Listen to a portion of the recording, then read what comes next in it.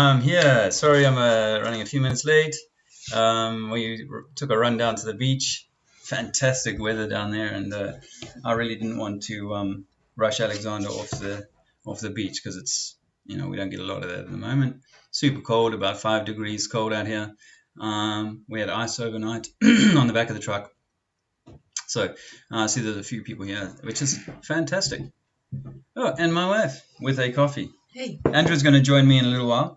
She's just attending to some householding stuff, and we'll. So I'll just have a bit of banter with the chat room and stuff, and then we'll get on and talk a little bit about what we were kind of thinking about. Some of the conversations that she and I have, I think, wow, if I knew I was running the recorder right now, just to share some of the thoughts, because increasingly I feel like some of the thoughts that we shared with others and are worth sharing around. Hey, Nick. Tommy, you guys are legends up there in Canada. You're an interesting study, though, because, I guess my heart goes out to everybody trying to get everyone to wake up and do something and stop the douche. But when you're out there, eventually you go, oh my heck, we're not making. Well, this is my sense, because we might have a different sense, but we're not making the progress that we would like. The difference in Canada and perhaps in America has been that there hasn't been the same lockdown kind of, or the same jackbooted style policing that we've seen in London and in England, UK generally, to do with the common cold. So I think that's coming. My feeling was that they were waiting until after the inauguration in order to kind of get all of that theatre and soap opera really banged into people. And now, of course, they've got this mandate really from the people to enter into a state of, well, war-like footing, I think is the sort of, I'm paraphrasing Biden, but it's a war-like footing and enacting wartime legislation. So bang, we're at war. Now this is the same in the UK, by the way. They've done the same thing here. So dissidents and these sorts of things, people that are not kind of going along with the government and the people have decided that there's a war, and if you're not playing along, that could become increasingly problematic. So I would be unsurprised to see the policing really change over the next month in your neck of the woods, certainly by the middle of February. But and I people need to do what they need to do. But my thoughts are that I'm trying to not play into their hands and offer them exactly the thing that they've been trying to incite us for, or perhaps you could argue not incite us for, but really prevent from, really try to shut down people's kind of awakenness. Maybe it's a sensitive time, maybe there is a balance in play, but the harshness with which they shut those fairly small protests down. I mean, in the beginning, we were talking about 2, 3 dozen people, and they were going there mob-handed. So, they've trucked no dissent when it comes to this here. Similarly in Europe, in some countries, not all. So I think that's coming to the Western Shores. Yeah. So I think we need not to get too caught up in the soap opera. Once we realize what it is, our friend Robin Campbell lifting the lid. He, where he got £1,700 fine for walking down the street. In the shopping precincts now, it's increasingly, I'll use the word hostile, but that's probably a little strong. But people are definitely looking at you strangely. And with, as I said if you may not have heard me on another stream, say how I've had, and I'm sure you all have had, increasing number of incidents with people who seem angry. And that anger is going to spill over into people hurting each other. How do we play that? You know, I don't want to go around my streets telling people that it's a false flag or any of these things, because they will then turn into the drooling mob. You know, the guy that I didn't offer the elbow to the other day, I'm like, okay, is he going to be worried about me living in the street? Let me get back to the chat room quickly, because I'm not used to having so many people to talk to. It's really cool. Sledgehammer says, I hope you always sort out your mic issues. Otherwise nobody will understand a thing. Well, I hope it's not that bad. But I am... I'll get to Sledgehammer next one. It's... Okay, Sledgehammer's got a... Okay, you're a little bit angry. I can tell that. Wow. Yeah, I've sorted out my mic. I'm using I'm going without a mic because Andrea's joining me, and blah, blah, blah. But more importantly, what's with your mate RV? Let's have a look. What's with your mate RV? Geez, I don't think he could get his tongue any deeper into the gay Jew than he has been of late. That doesn't... I'm not kind of following that, Sledgehammer. That doesn't make a lot of sense. But, you know, we do live in highly contentious times, you know, and I think one of the best things that the system could want for is us to kind of pick at each other for certain things. And I think that some people that I've followed, and I mentioned because I've done this already, and I'm not trying to be unkind, but Richard, Mr. Thrive and Survive. You know, he got so lost in Q more than once. You know, he threw a Q out the window more than once, I can assure you, over the years. And yet, you know, a well-meaning guy. I don't think that he's, you know, it wouldn't compute for me that he would be anything other than an honest man, you know, treading the boards in the way that he best interprets the information that he's received. It does mean that many of us, just like we've always looked at the preachers or the scientists who believe in their gravity and so on, we've always looked at them and said, well, they're kind of operating on bad information. They're not intentionally hiding. When you offer them the information and they hide from it, that's not even necessarily intentional. It's like a programmed dissonance that disallows any serious consideration of such nonsense. That's their program, right? So I think it's true with pretty much everything that I've looked at. You know, in every area that I've looked at, there are people who are holding to the program of a particular flavor. That's why I don't like to use the term baby truthers, actually, because I can't be sure that I'm not one of them myself. But I think all around us, we are, some of us having to grapple with having perhaps come to the realization that we hold beliefs. Or rather, we shape our worldview and view of self on beliefs, and we know with the globe lie, with the Darwinian lies and so on, or deceptions or whatever, the Galileos. I mean, you know, they've been pounding beliefs into us since day dot, and you know, we found that some people can shed them easier than others, and some people shed some but not all. I think what you got to ask yourself, Sledgehammer, is whether it's fair for us or for anyone to belittle someone else because they are holding to a particular belief. And as an example of that, I was in the shops this morning and I saw a dude with the full NASA regalia, the nice jacket, the bomber jacket, NASA patches and whatnot. And I thought to myself, and I saw a second chap down at the beach with almost the identical fancy NASA jacket on. And my instinct, obviously, in the supermarket was to kind of go over to the guy and ask him some questions, or you know, put it to him. And And then I realized that,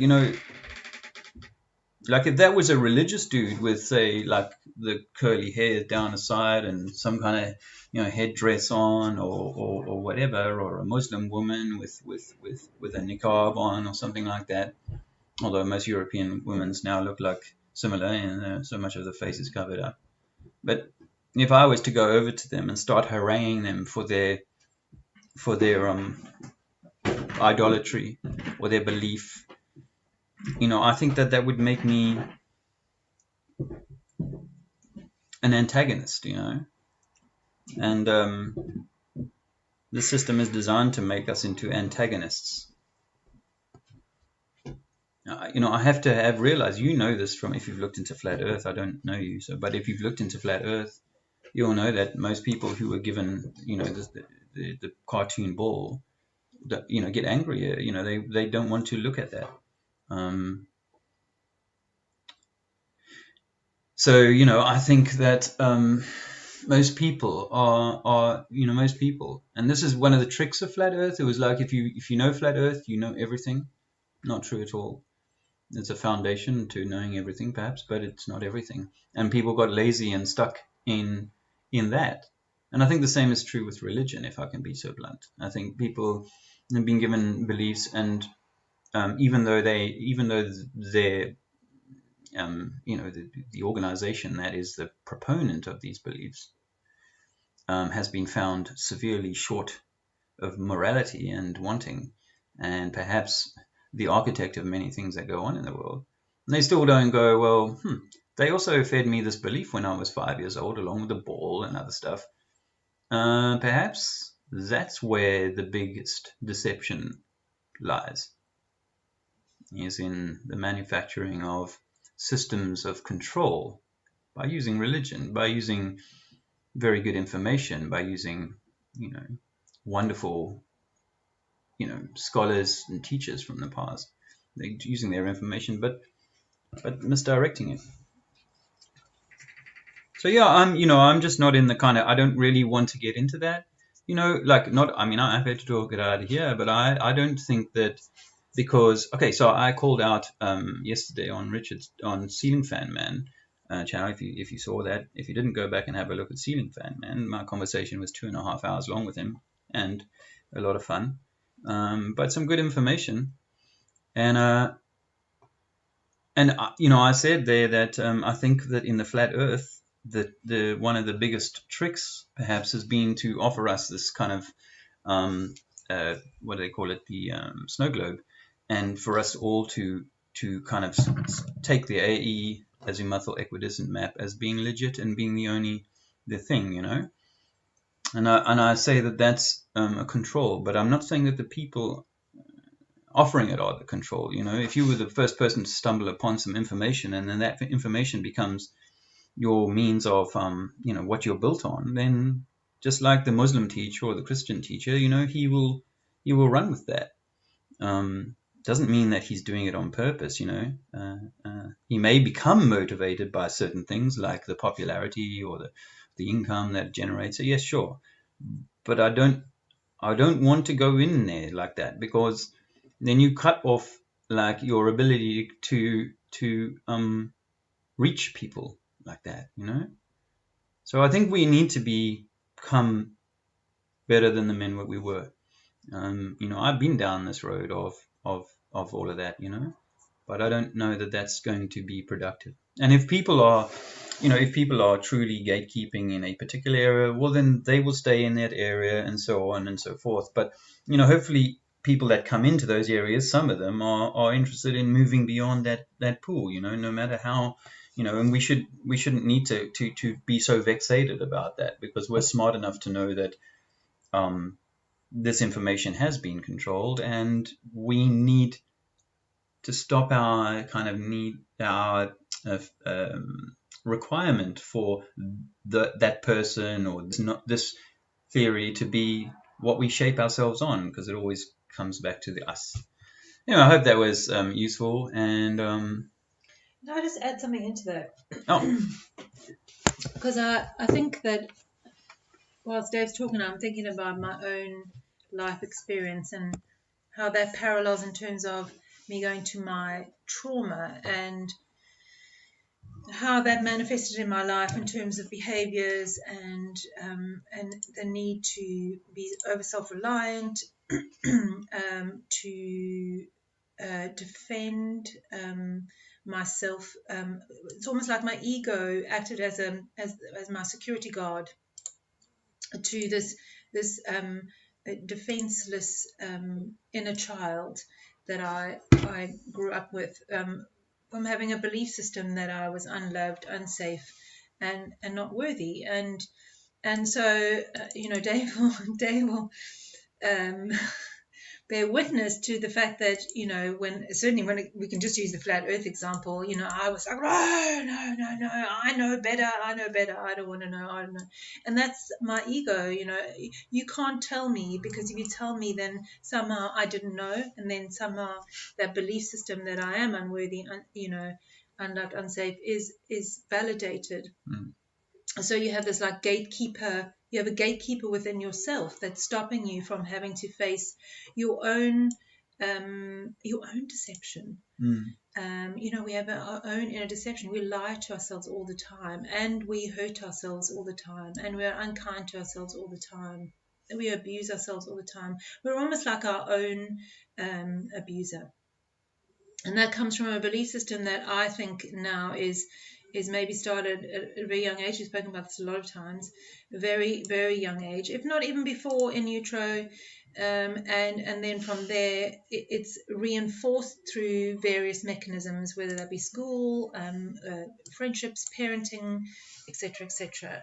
And of course, we know that the system will offer you all those kind of things. So there was an interesting parallel, because I know in my own like inner experience, those things that Dave's talking about, though, are the outer experiences that we're having.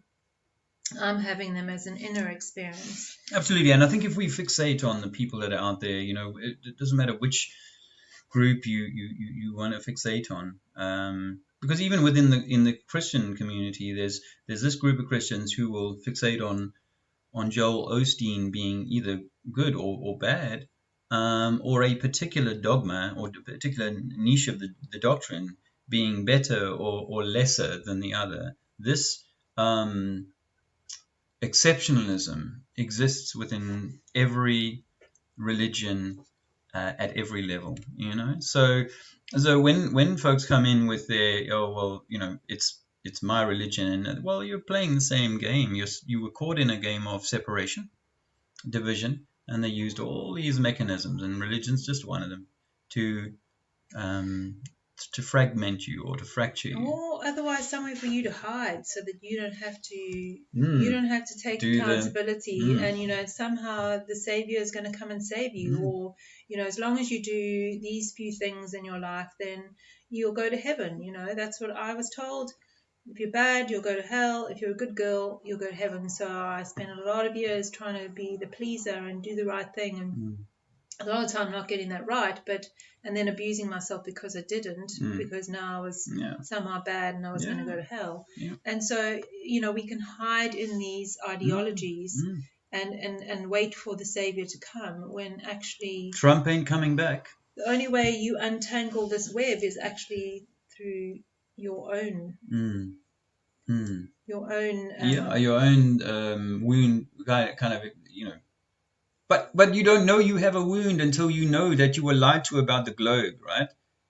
So doesn't it sound the same if I say you don't know you were lied to about religion and what you are and the spiritual truth of this stuff? If it's uncomfortable, then you haven't really moved from the kind of the mindset of the baller who says, no, there's no way that what they taught me could be corruptible or corrupted. No way.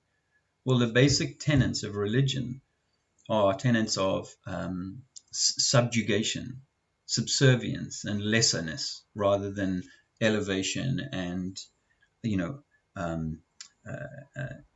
upliftment to the heights, or to the model of a Christ-like example. So I think that actually, well, I don't think, I know that when you look at the world around us, the the messed up way that the world is, the messed up way it's behaving in the macro and in the micro. This is all on the back of the Vatican and 2,000 years or 1,000 years of presiding over the world with a allegedly rock solid, God-given dogma, which they've had to pound into people. Guys, I was talking about vegetarianism, veganism a little bit last night as well, and what we've done is in the world is through various means is sought to make man feel as bad about himself as possible. And so we're bad for eating this or wanting to eat that or wanting to do this or wanting to enjoy that. We're always, at the bad one. Well, this creates like a poor sense of self. And now we see that, men are like, like I said, hungry dogs who have been, starved in a cage. And it's a mental prison. And I believe that the globe was designed as a mental prison, and so was religion. And if we say, oh, well, yeah, we know that the religions have been all bad and stuff like that, but the basic message was never untainted. Why did they bother with the globe lie? Why do they bother with the current stuff? If they had it, what would be the point of going to all that trouble of railing out a whole lot of deceptions, and yet somehow the absolute necessary truth got to you unadulterated and unaffected. And I could be speaking to someone in the Middle East. Don't take it personally like this is a Christian thing. But everyone I've ever met who has a religion claims that theirs is the one true religion. And it cannot be. But they all have this kind of basic underlying thing, which is, in my view, maybe not some in the Eastern culture so much, but in my view, it strips us of this this centrality, the importance of who we are, and therefore the ownership of who we are, rather than the offering like the Catholics do. They'll offer it out to the priest, and he's going to be the guy who says, hey, man, it's okay, when it should be you who says that it's okay. Only you can really forgive yourself. Only you can heal yourself. The need to go to a doctor, a preacher, a scientist to tell you, what and who you are and where you come from is all part of the same deception. And that's why humans are now so weak and so much in the dark. So, I mean, that's I see why Marilyn's here. That's why they've been able to. We're in the situation we're in right now, is because actually we have so little connection with our true selves and nature that we believe that something unnatural is going to save us, and that's how the brainwashing continues, because they continue to work on our trauma. And when I say trauma doesn't have to be something bad. Of course, there's a whole spectrum of trauma, and I know that people heard my story, they would say, well, that's not traumatic. Well, yeah, it was for me. And from that I learned behaviors that have kept me in this loop, and have kept me wanting to be the obedient citizen. Well, Andrea is a really good example of obedience, I think. But actually, of course, we only need to go into a shopping precinct now to see how obedient we've all become. Bon had an awful experience today in store. Marshall came running to me, asked me where I was. Marshall, we've started seeing those, haven't we? I said I was exempt, and he reminded me to keep my distance from shoppers. Yeah, it is getting worse. Absolutely. And as I said, I had shoppers asking me the other day. So, it's turning the corner. That's why I've heard them say that, there's a few comments that World War War III, actually this is a war on our minds, because actually they can't take the other bits. I mean, we've already had the body, but there's a war on our minds, and they can plant the seeds, and then we'll do the rest. So yes. Now, I'm just picking up this comment from Jesus is Lord. And this is Dave on one of the 6-hour live streams I did with RV Truth. He got teared up explaining some of my story, raising a child free from the system. I feel quite proud of about this, what we're doing. You know, obviously we don't get supported from our family in this regard. My older sister asked me the other day when he's going to school and so on. And if you're new to the channel, you may not know that Alexander doesn't have a birth certificate or any vaccination history. And we tried very hard to keep him super clean. You know, it was always distilled water in the first 2.5 years until we moved out of the house.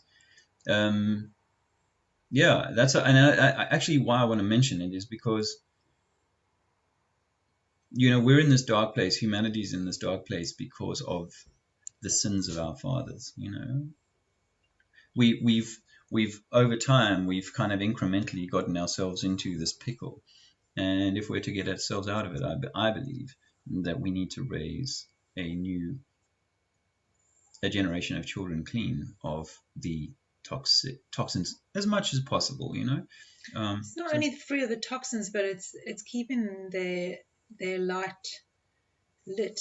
You know, I think that's possibly what happened with me as my light. And you know, I know my parents, but in particular my mother, her intention was not to do that. She just brought her own wounds and through that, you know, implanted similar belief systems into me, and systematically through her parenting, but also the experiences I had externally, you know, my light eventually turned down, that I put all my power in the external, in the schools, in the church, in whatever was outside of me, and I, you know, my light was turned down.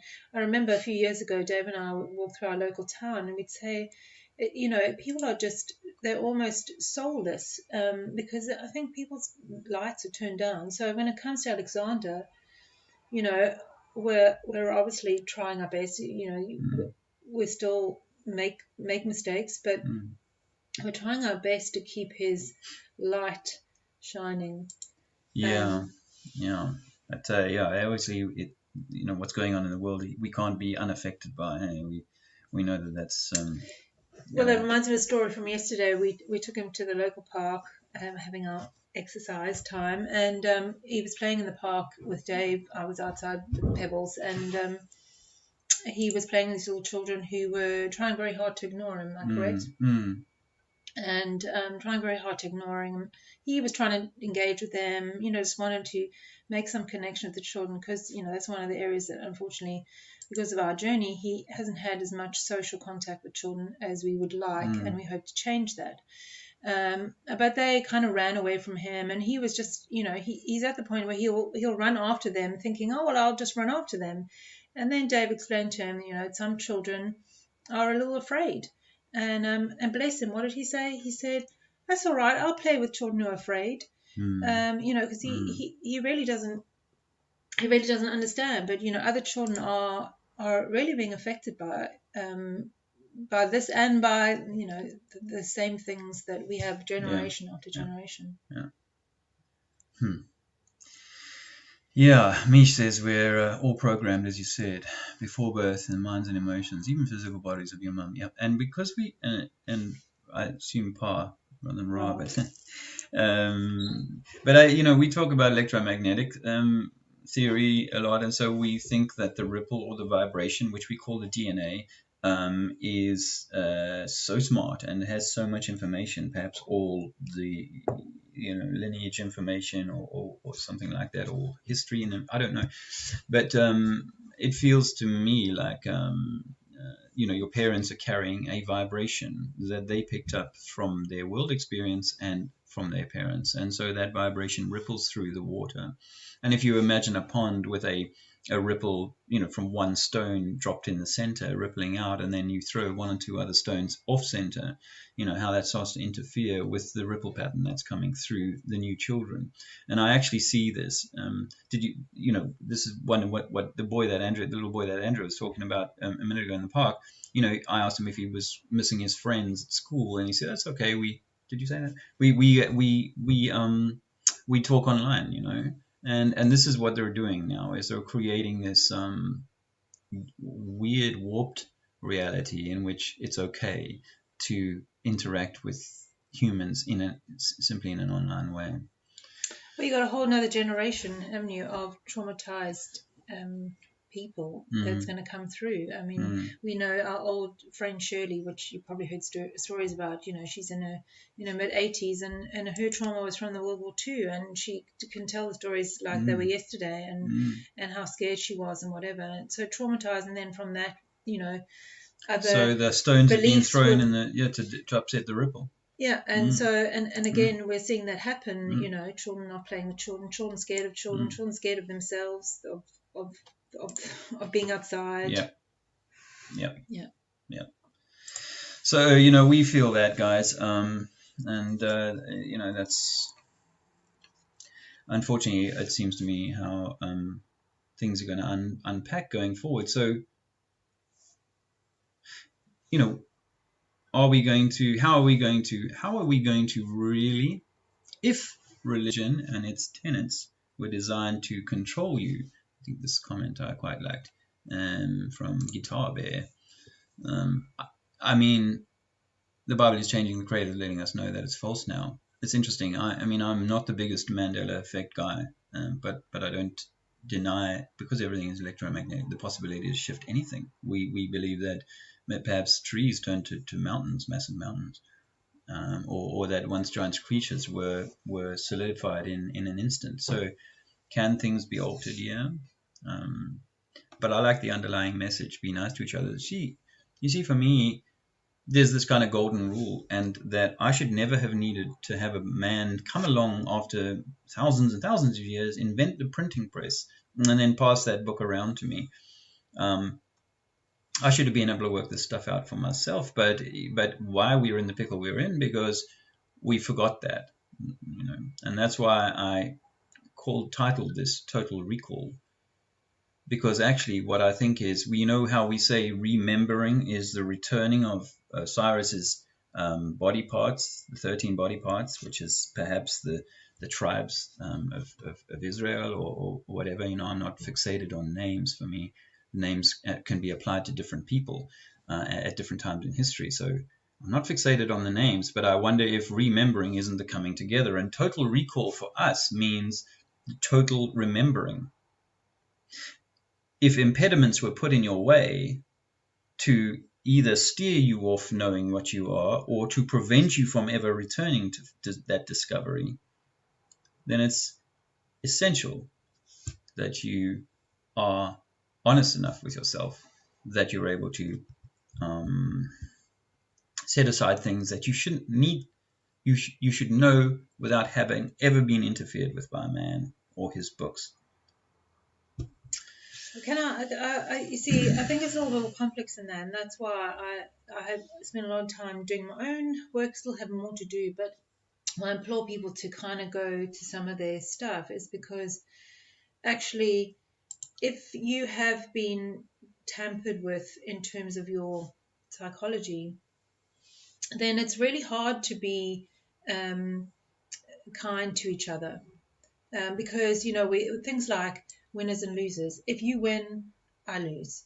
If I admire you, then there must mean that there's something wrong with me. There's that mentality, and you see that in women. Women are very, very threatened by each other, and so there's been this social programming.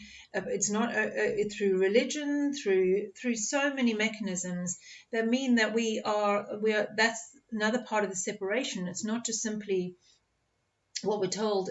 That of course puts the thought in your head and the seed builds, but because you've got trauma, you can then allow that belief system to grow. And until we start to kind of face ourselves and accept the things that we can be responsible for. Yeah, we can bang on all day about what's going on outside of us, but until we are accountable, and I think that's true sovereignty. True sovereignty is when you actually are prepared to say, well, let me have a look at myself and let me heal those parts of myself. Let me accept those parts.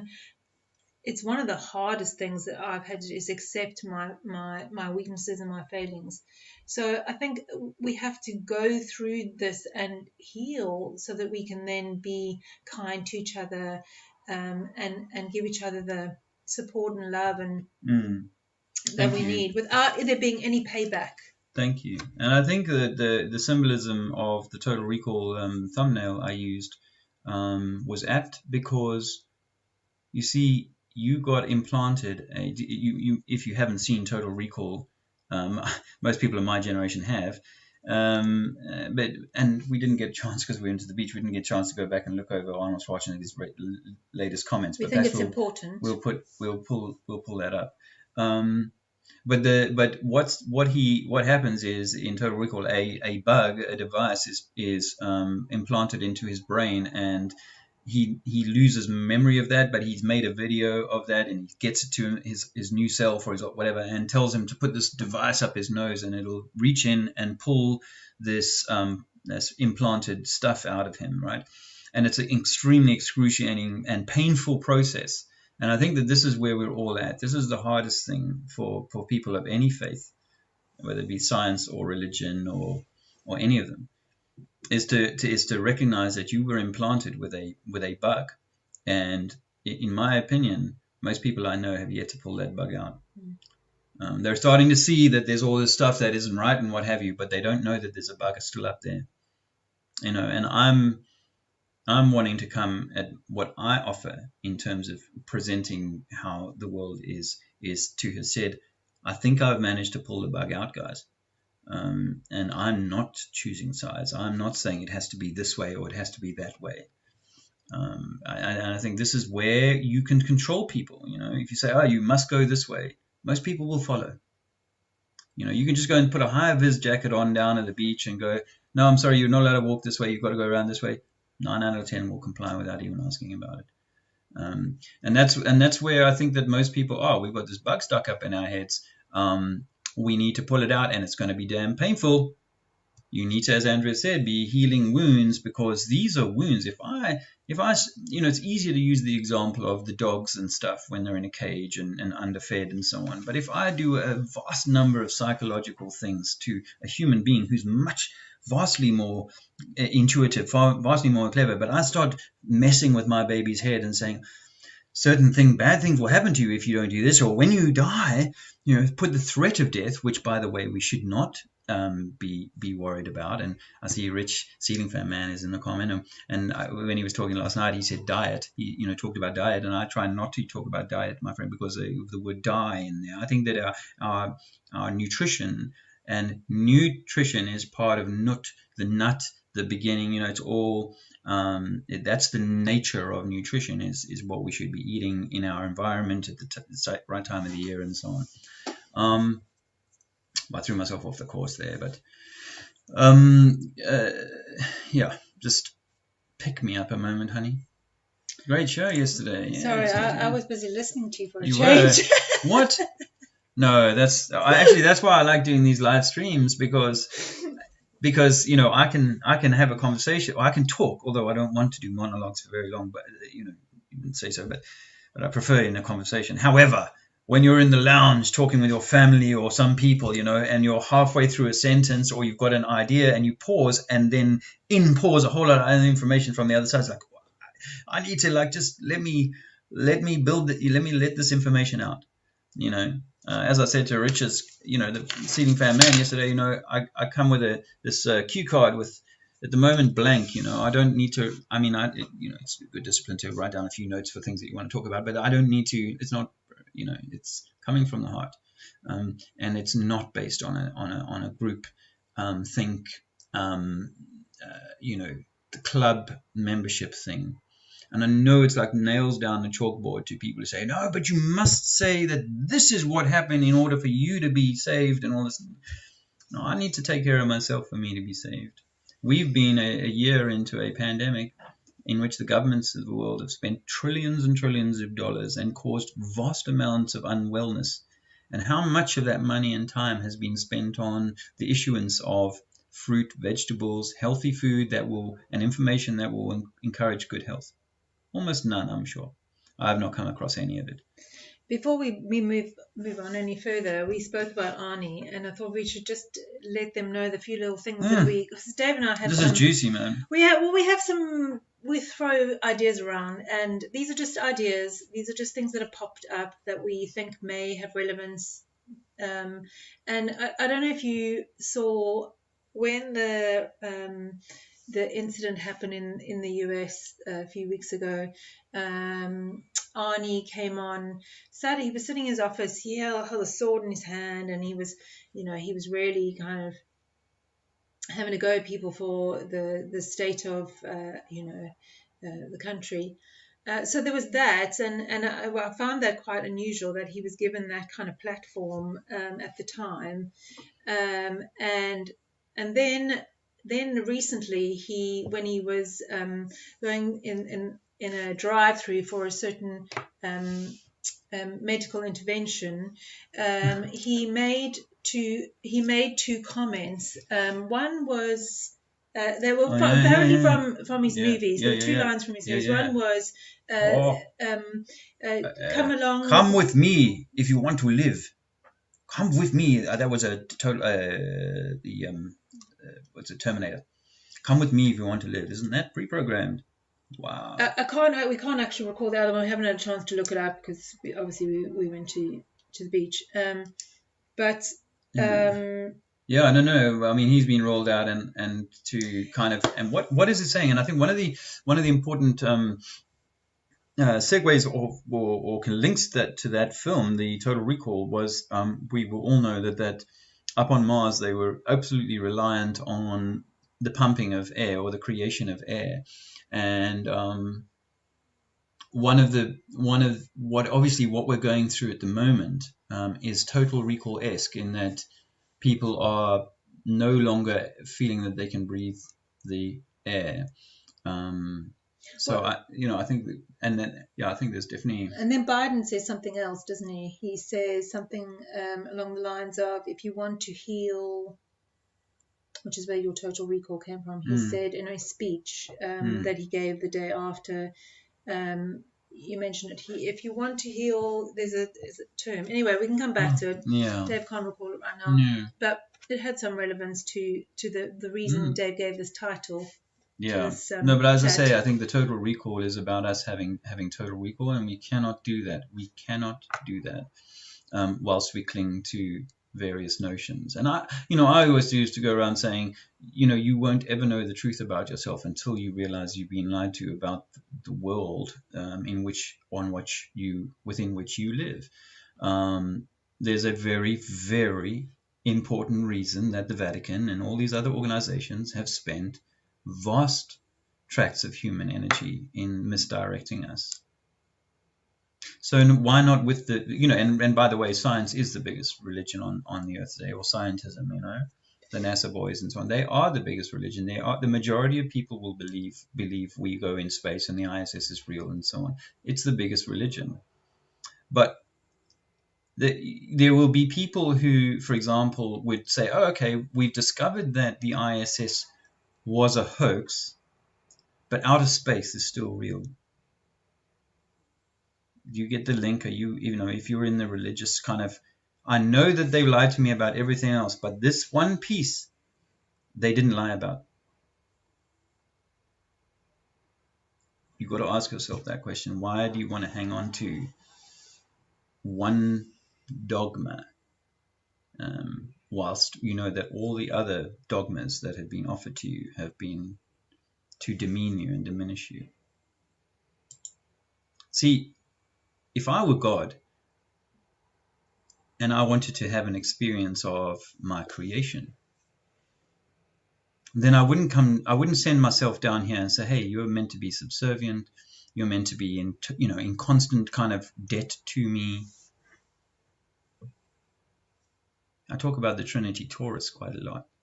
And as I said, I think on Richard's show yesterday, you've got two nuts and a sack, two Tauruses and a third Taurus, perhaps, but the names of it are not that important. But you have a mother and a father and a child. That's another Trinity, a key Trinity in all of nature, Mother, Father, Child. And when I have a child, and you have a child, you don't want to teach them that they behave themselves by threats of violence or threats of terrible things happening to them at the end of the day. You don't. That's not how you raise lovingly raise a child. You show them where they might fall, and then you sort of allow them a little bit of leeway, and then they fall a little bit, and they learn from that experience. And eventually you say, look, now, like with Alexander, he loves the rock climbing, and he's so adventurous with this little scooter we got him. And thanks to those people who've been able to contribute, because we did take $30 and spend it on that. But he's a really adventurous little soul. Now, what am I to do? Am I to say, hey, scary, frightening, stop, don't do this, don't do that. No, you're not allowed to do that. And if you do that, I'm going to take away your toys. Or should I be like that, nurturing, okay, let me just gently make the way for you, and then as you progress up the ladder of knowledge, we've done this with his scooter. It's like he's a level 1 scooter right now, We go down to the skate park yesterday, and he walks and gets me to put him up on the highest ramp, and he's like, put the scooter up here on the highest ramp. I'm like, that's a level 10. Not everybody's ready for level 10, but I do think that, the example of how you raise your child in a loving way versus how you raise your child in a fearful, less than loving way, is a good example of how, if you were God, you would create a playground, a safe playground for your children, if you like, to grow in, to nurture themselves in. You wouldn't then say, oh, now you've got this playground for the rest of the time you're here, whip, whip, whip, whip, whip.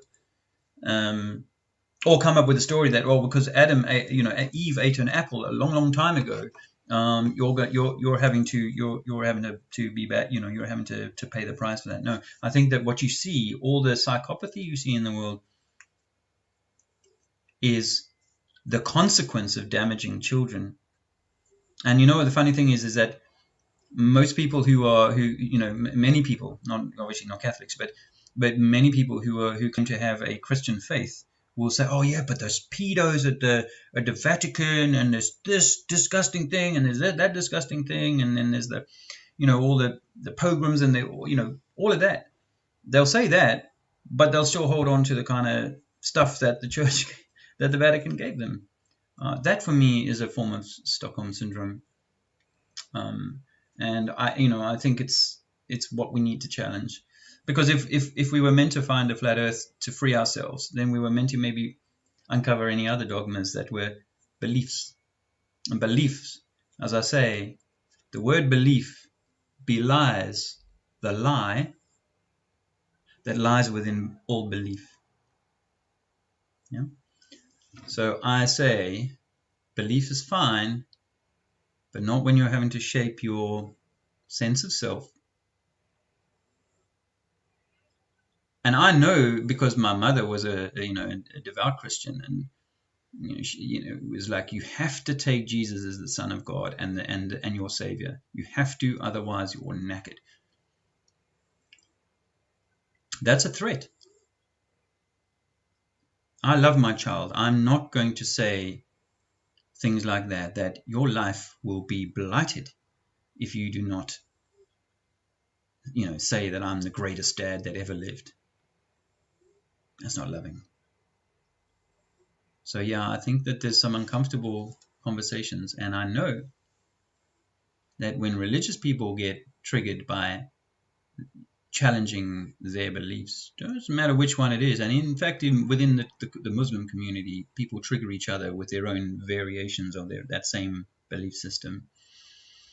When you trigger people, then they get angrier than a baller at a Flat Earth conference.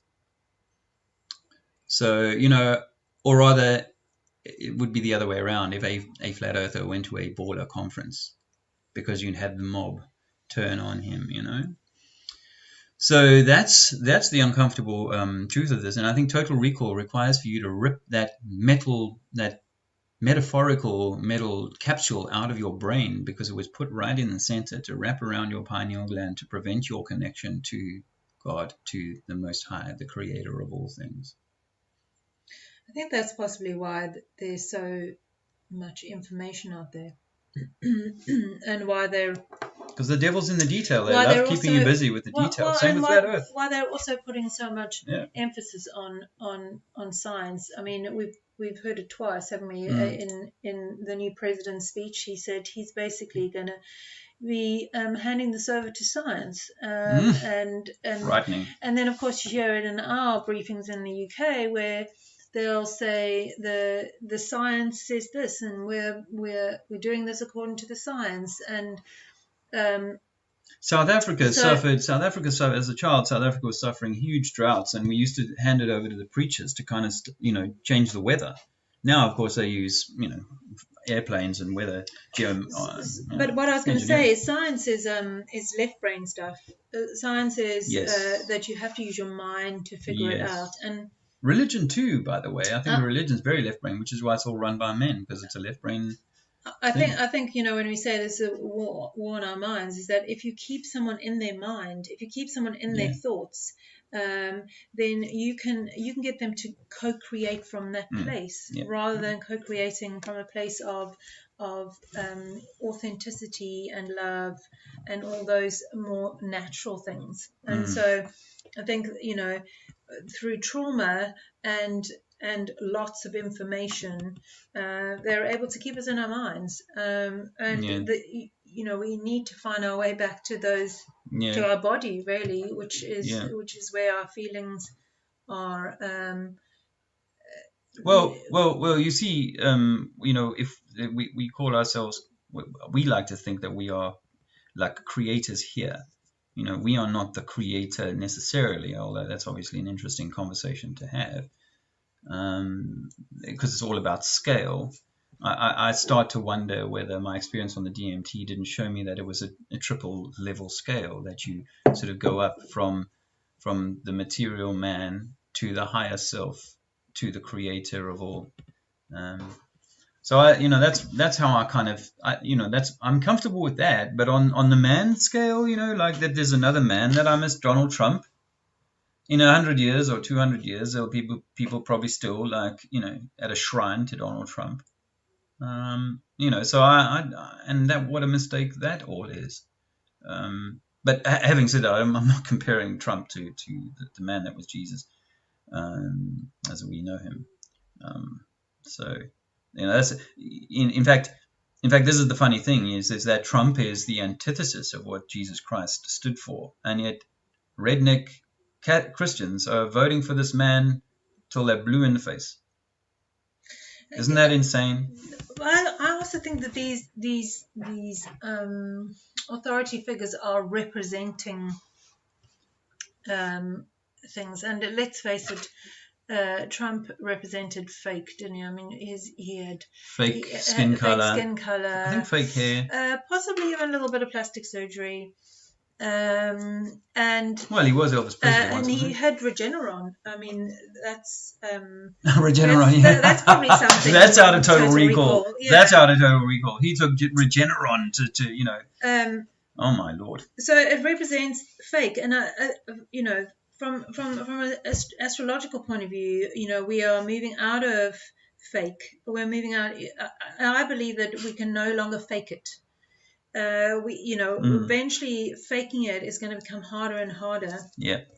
And actually, authenticity is going to be much more sought after. In fact, you will see fake and you will see authentic. No, or you'll feel authentic. Yeah. But it makes me think of this, not Separate Wives, the other one we talk about, where Pleasantville or whatever, like Pleasantville is such a fake environment, and the plastic world, the digital kind of world is so fake, and that's what many people are they're just living in this fake kind of thing. We did it too, and we're trying to extricate ourselves from that whole thing. It's possibly even why the countries like China are seen as made in China. If you tell someone something's made in China, you tend to think it's fake, you tend to think it's cheap, that it's not, it's going to break quickly. Wasn't Trump made in China? And so you know, fake is out, and I think this is another reason why we need to be getting back to our authentic selves, and yes, because you no you longer won't be do able to fake it. Yes, and you won't do that while you're hanging on to dogma. And science theories, as Carrie says, is bollocks. And theories, as I keep telling people, is the same as theology. You know, it's an idea. It's not a provable thing. We are from love. We are designed or headed for that. But we're in a place where everything has been skewed against us knowing that. So total recall requires a removal of the brain program that was put in all of us. So there you go.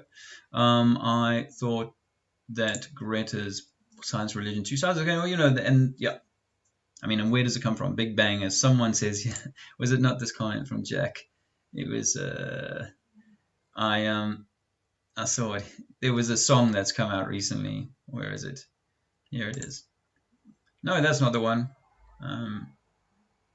Oh yeah, scientists say we came from Big Bang. Well, scientists, they can suck on my Big Bang.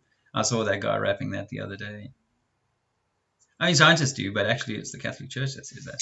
We saw an article today, didn't we, on one of the MSN channels about Darwin's evolution and his abominable mystery. Ah, yes, thanks for reminding me of that. On flowers. Where did the original first flowers come from? So this is an interesting one. Was it on the BBC? Yes. You might want to go and look at that. I might be able to call it up actually while I'm talking. But what was it on YouTube? No, on the main news. On the news. BBC Darwin. What are you typing on? I don't see it in the search. Darwin mystery. So let's see if I can do this. This is a first for me. There you go. Okay, so I'm going to just bear with me, guys. I just need to share screen with myself, and Chrome tab as I want. There we go. Okay, how's that? Thanks for your patience. I'm just going to big screen this. Okay, so new light shed on Charles Darwin's abominable mystery. The famous scientist, the famous naturalist, was haunted by the question of how first flowering plants evolved, and this is something that he died saying, well, we can't prove how the first flowering plants evolved. Down here it says Darwin coined the phrase the abominable mystery in his letter to a closest friend. The rapid development, as far as we can judge, of all the higher plants within recent geological times is an abominable mystery, right? So it's all belief. But I wanted to offer something else here that in the fossil records, I'll bring it to the top here. Can you see that all right? I hope you can. It's obviously a bit small of it for you. And if you're on a mobile phone, impossible. In the fossil record, they appear very suddenly in the Cretaceous, dated at about 100 million years ago. And there's nothing that looks like an angiosperm before then. And then suddenly they appear in inconsiderable diversity. Now, the 100 million years is probably more like 10,000 years, or, always got to take loads of zeros off, especially if you're dealing with light years. Like if they say a star is 500 zillion light years away, it's probably just 500 miles away, or less. So there was something else I wanted to just to point out here, which was interesting. Okay, this paragraph here, it starts in August 1881, months before his death. He wrote to a hooker and said, "Nothing is more extraordinary in the history of a vegetable kingdom, as it seems to me, than the apparent very sudden or abrupt development of the higher plants, let alone animals and who came out of the water, and then man. I have sometimes speculated whether there did not exist somewhere during long ages an extremely isolated continent, perhaps near the South Pole." Now, That, my friends, is interesting. Do we consider that to be a tantalizing clue of additional land, or do we consider that to be a part of the Admiral Byrd deception? I prefer the latter because, as I say, I think that the further we get away from the equator, the colder things get. So, obviously, the idea that it blew over from some so the first plants arrived from a piece of land that we don't know about, and we don't know how it got there. This sounds like the usual stuff that they're doing in 2020, isn't it? I mean, they're getting away with it in 2020 with the CV. Oh, it's passed from neighbor to neighbor, but we can't actually show that. But yeah, is there more land? I mean, that was an interesting thing. But again, it's like there is no, and I was an evolutionist, by the way. I was happy that I was living not far from Charles. It was like, oh, hey, Charles Darwin's house is not down the road now, But whether he was just totally deluded by a vein of intellectual theology, or he was purposefully helping to further the agenda. Well, of course, he was furthering the agenda of the diminishment of the humankind, because in order to enslave people, you need to keep them small, And I think that these things have been done to us long before sciences existed, right? Long before parliament and government existed. And what was before all of those, friends? The King James or the Torah? You mean we didn't just come here to work and then pay taxes and die? Yeah. Apparently not. And that's, I mean, it's like in a way that aspect of the crazy world that we're sort of plugged into is one part of it. But despite that, and if you have the tools to kind of decouple, pull that thing out, then whatever goes on in the world is almost irrelevant. Whatever goes on in your personal life, or in your personal, we felt this. We haven't had a home for a year or so, and that kind of lack of stability is a massive thing. But we've had to kind of come to this, hey, that we know that home is where the heart is. And absolutely, I was going to say that actually, I think I know I had to go through this experience as hard as it's been, because it was the only way I was going to detach from certain tethers that I had, and the more I went through that, yes, I pushed back, I resisted. What you resist persists.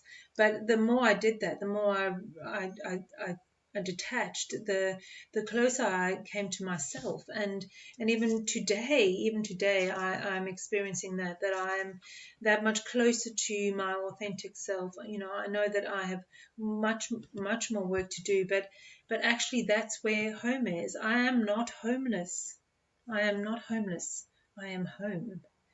I'm safe and I'm loved and I'm home. And this is a brick home, yes. And of course, we need foundation and stability. It's very important, I think. But equally, to know that you are home in yourself and you are safe and you're loved means you can be anywhere. Absolutely. And you don't rely on those external material things to make you feel those things. You're caught up in the tempest, in the storm, and you're buffeting around in your little life raft and stuff. It comes back to, wow, what's the most important thing? Is me, my heart, my love, and all this sort of thing. And generally, that's why people, when they're in their deathbed, they kind of, all those things that they were so worried about in life, they slip away, and all they want to do is leave in love. Well, and your home is your connection to your spirituality, to your source, to your whatever you want to call it. That's home, and the more that grows, the stronger the feeling of home is within. Yeah. And those things external to you don't matter, or they manifest differently. Yeah.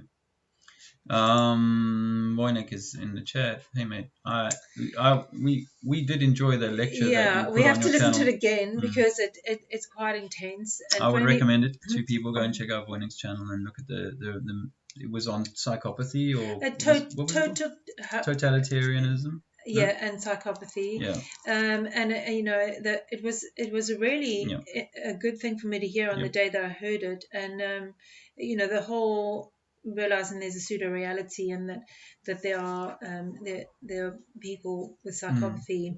And I mean, and you know, I picked up on some comments the other day. You know, people are calling the win for Biden, like, you know, the psychopaths are in charge. Well, so if that's what they are, they're there because the people above them put them there, right? So who are the people above them? I keep asking this question: who are the people above them?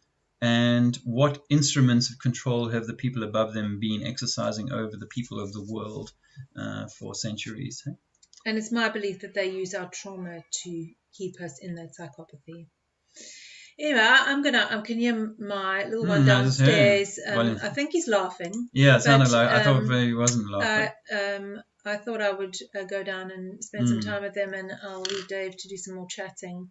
A little bit of banter, but hopefully that's been useful on the remembering, on the total recall, that it's your total recall, you know, that actually is so important. Your total remembering of who and what you are, you know, and not that we're not we're not to be controlled through the means and the machinations of man, you know. We're to be good men, good women, you know, good, honor God or honor the Creator, honor nature, but we must remember that. And until we fully do, I honestly think that those individuals, their course is still disabled.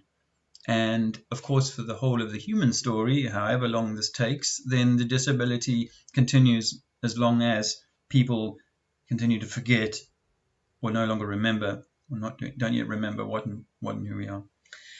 Dave and I say often, you know, there's a reason why we came to this information, or we were sent on a path of remembering or unlearning or whatever you want to do, and healing, because it's been Indiana Jones and the Temple of Dome. Yeah, and there's a reason why, and Freeing the mind. I think someone put it to me the other day in a way. It's like, you know, someone needs to clear the snow, and so if we can remember that when we are dealing with others that perhaps are still behind us. Obviously, there are others ahead of us, and we remain the student as much as we hope to guide and teach others what we have learned. Yeah. But that we remember that we to clear the snow and have compassion and love. Absolutely. For them. But most importantly, for yourself. I was thinking earlier when Dave was talking about how we're parenting Alexander and whatever. Some of us need to parent ourselves. I know I do. My inner child needs me to parent me, because often some of our wounds come out as the although they're in adult form, they come out as the inner child still having a tantrum. And I do talk for myself here. And actually you might very well see that. In fact, I think people who will pick you out in the shops for not wearing a mask is actually a scared inner child that is so afraid, and believes what this new information that is being fed to them, and so they do it from their wounds, not because they want to be difficult. So if we can remember that, because obviously we've had the opportunity, and hopefully the whole point of this is that we're here to help others. So with love to you guys, thank you so much for all your support and love, and it means a lot to Dave and I. It makes me feel quite emotional, really, because gosh, you guys have been there for us a lot of the time, even if it's just a kind word, or sometimes a little bit of money, sometimes a lot more. And but yeah, it's meant a lot to us over the last year, but certainly many years, and we hope that our contribution is helping you guys. So with that, I will say goodbye. Right. Love you both. It's still in Earth Journey. Well, thank you for that, and love back to you. So Wise Up in the chat. I did enjoy your last video, mate. Wise Up doesn't need a big up from me. He's got tens of thousands of subscribers. Well deserved. His work is really good. Trying to unpick or look at some of the stuff that's either melted or old stuff that was formed in a way that does not fit with any of the timelines and any of the technological timelines that we're offered. So good work there. I was watching Wise Up, I think before sort of Mudflood really kind of made more sense to me. But are these things occurring through some kind of plasmatic event? I'm open to all comers. I don't have favorites when it comes to theology. It's all got to be treated with the same kind of. Yep, I think that's really possible, but it's not. I'm not going to wait on a particular day or a particular thing or a particular moment to happen, because this is the moment that we are given by the Creator, this moment now. And how we live it now, who we're engaging with, how we're interacting with the world. Are we high? Are we low? Are we in fear and combat? Or are we nurturing? Are we being like the Christ example, eschewing the system at the same time as sharing love and healing and helping? I've always been a helper kind of guy, I used to visit people in hospital, older people or whatever. Not a lot. I don't want to make out like I'm some kind of, but I have done that kind of thing through my life, because you want to help people. I was in the fitness industry. I loved being able to help people to be weller, better, healthier. And then we discovered that everything we learned was designed not necessarily with, it's like, okay, I won't go there. So, and I think that the more I see people that I consider to be, great speakers, great contributors to us discovering that, them holding back on going all the way into unpicking our, the device in our brain. I don't want to call people out, as I said right at the start of this. It's not about calling people out, it's about calling out the information and the logical progression that people are making through this. I've been through many of the stages, and my stage right now is that it's all within you, that God is connected in you. If you think about that torus field, I imagine that when the energy is leaving the corona, or when the connection is coming in from above, a little bit like the aurora borealis, it's coming in directly from God. It's coming in from the Creator, from the source, Mother Nature, Gaia. It doesn't, we're in Gaia's pool. We're in we're in this realm, and God is with us. So if there's a conversation to be had with God, you can have it quietly. No one need hear it, because God's listening. God is with you, as is your higher self. As I said earlier, I think that there's the three, the Trinity, the you, the higher self, and the Creator. Indivisible, except here on Earth, where the 666 system has separated or fragmented the three, the Trinity, into separate paths and put bridges and barriers and gates, barbed wire fences around some of them, so that the you is totally divorced. Well, not totally, but fundamentally divorced from the other two parts, the 3, the 6, and the 9, as Tesla says. So it's all 666, not 3, 6, and 9. And that's why it's imbalanced. 6 is said in the 369 theory, 6 is said to be the masculine, 9 the feminine, and 3 the neutral, the heart surrounding them, the nutsack. And in our system in the world today, it's patriarchal, it's penal, which is like another word for penis. We have a penal system, penal code, penalty notices. If you fail to do something wrong, you will be penalized, and you may even spend time in penitentiary. So it's all penal, and we suck on that, guys. We do. That's why men are not the men that they should be, because they're in a system in which there's over penalization, and women can no longer find their true nine, their true feminine spirit, if they're being dominated by the penal code, by the penal system. Crow 777, actually it was Jason Lindgren on Saturn. What do you call himself? Secrets of Saturn. He did a really fascinating breakdown of iPad Goat 2 and iPad Goat 3 the other day.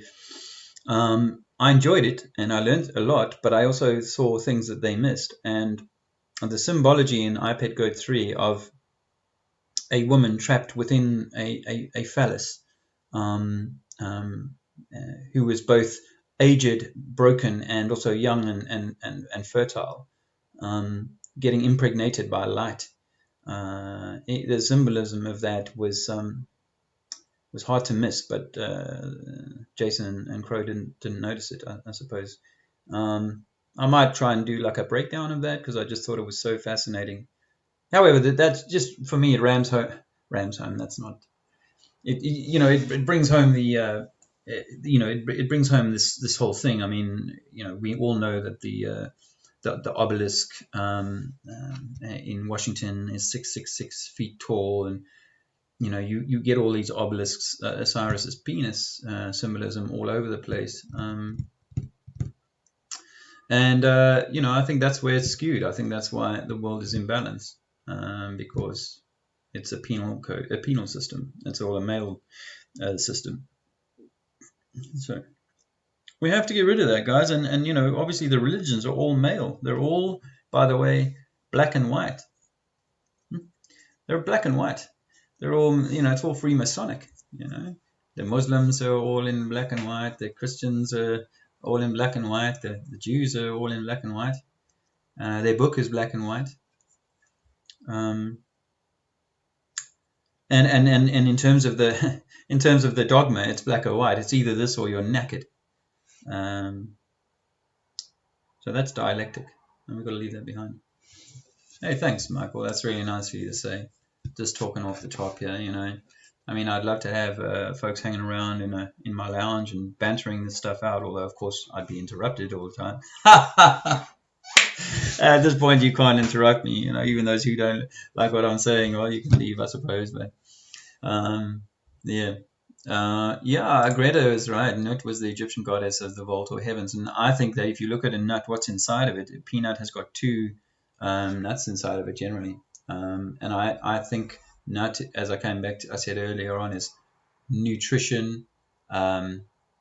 There's a lot of words, nature and so on. These things all come from that kind of thing. And nut is also short for neutral, which, as I say, is the green in electrics, which separates the blue and the red, right?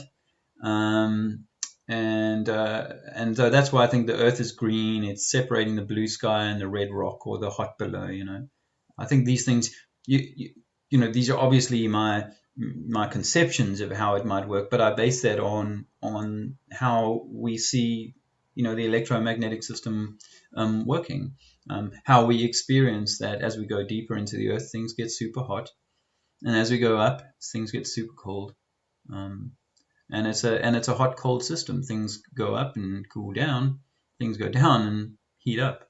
It's all inverted from, so. In Durban, the whites of Umhlanga and the blacks of KwaMashu. That's an interesting one. Why they call my thing is because the first restaurant I ever managed, or I was assistant manager, was in Umhlanga. And we have, in South Africa. By the way, I wanted to do like a I want to do like an actual written piece. I started writing this the other day, but I haven't got around to finish it. But like a Vernon Coleman, where I prepare something and just read it to you, because it's such a powerful thought stream about white privilege, and people are being torn apart over race. Yet another one of the dialectics, of course.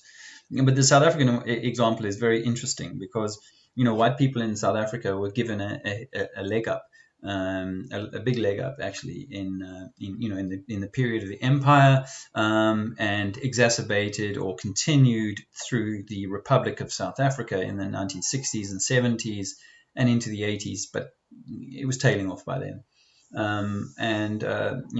Black folks were treated terribly, terribly. And white folks were given advantages, and they were given jobs and nice suburbs and so on. Then, overnight, and for no good reason that most of the people could see, South Africa was told, and it'd been a few years of pre-programming, you guys are terrible. South Africans, white South Africans, dug their heels in a bit. But then when we were offered a referendum in 1990, 60% of the population said, yeah, we'll hand over and make it a democratic country. And Mandela came in offering all these sort of things about equality. And then very quickly, black economic empowerment came in, which seemed legitimate at the time to allow black people to get ahead. Now, if you have a company that doesn't have enough black people in its employ and in its senior management, there are fines and so on that you have to pay. But the point of this is that what happens is you destabilize all these young African people, young African children, by making their parents suffer dreadful hardship. You put them into squatter camps, tin shack houses, and that sort of thing, and life can become pretty brutal. So you basically another form of brutalizing people, and if you're black and fuck that, well, but I always like to remind them that the majority of people that got killed in World War I and II were not black. They were white. They were Europeans. So I'm always like, get off your like highly sensitive chip on your shoulder kind of stuff, because white people have been killing white people in their millions over the last centuries. So this is not a color thing. Yes, they like to use the color thing. But back to South Africa. So then in the 90s, they rescinded rules that had stopped black people from moving around certain parts of the suburbs and stuff like that at night and so on, right? Draconian, was terrible, but what they did then was what it created was a spillover of young men who were disenfranchised, pissed off with wealthy white boys, and they were then allowed into these suburbs and wrought havoc on the suburbs in terms of the crime. My goodness, I'm not making this up, but from my childhood in the 80s, say 70s and 80s, where you had like just my house had bordered onto a pine forest, no fence. The fence at the front of the property was 4 foot, 5 foot high or something like that. Nowadays, the average South African house is 8 to 10 foot, and it's a solid wall with electric wires in it. But as this crime wave moved into the suburbs, there was an explosion of security companies, dogs. Some streets got closed off, and they'd have security companies at the top of the street and allowing people in and that sort of thing. But that morphed into these sort of little urban complexes where there would be 50, 150, 350 newly built houses, all within inside of a gated compound.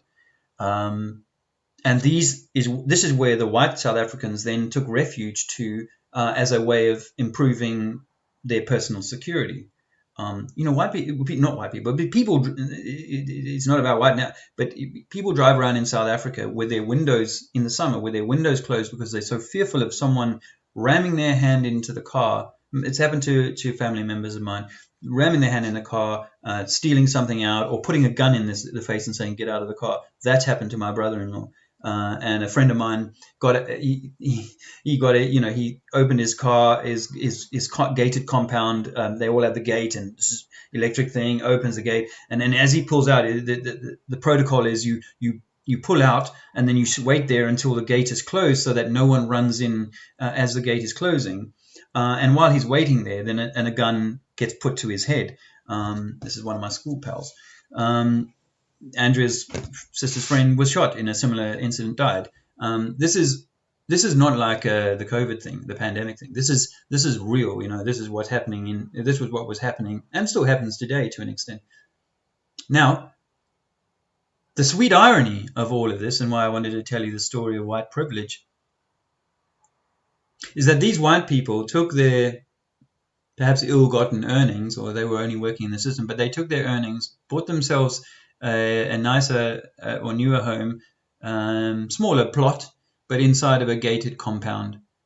Now, in 2020, the government decided that people weren't to be let out of their compounds because of a certain flu virus. And guess who is telling them that they can't go out? Well, firstly, it's a black man who's the president. And secondly, they've employed at a very low, the bottom end of the wage scale, they've employed these black dudes to be the security staff, by the way. So now you've got the white privileged people in prison, well, home prison, yes, but in prison, and being told that they can't leave the complex, and my father is one of these people, by black African security staff. Isn't that a great form of white privilege? People are really messed up over race and all of this sort of stuff. And I hope that CV is an example to people that go, oh, okay, well, they're not saying only black people have to wear masks. What they have done to exacerbate and to continue the sense that black people are being unfairly targeted is they have said that black people are more at risk of this.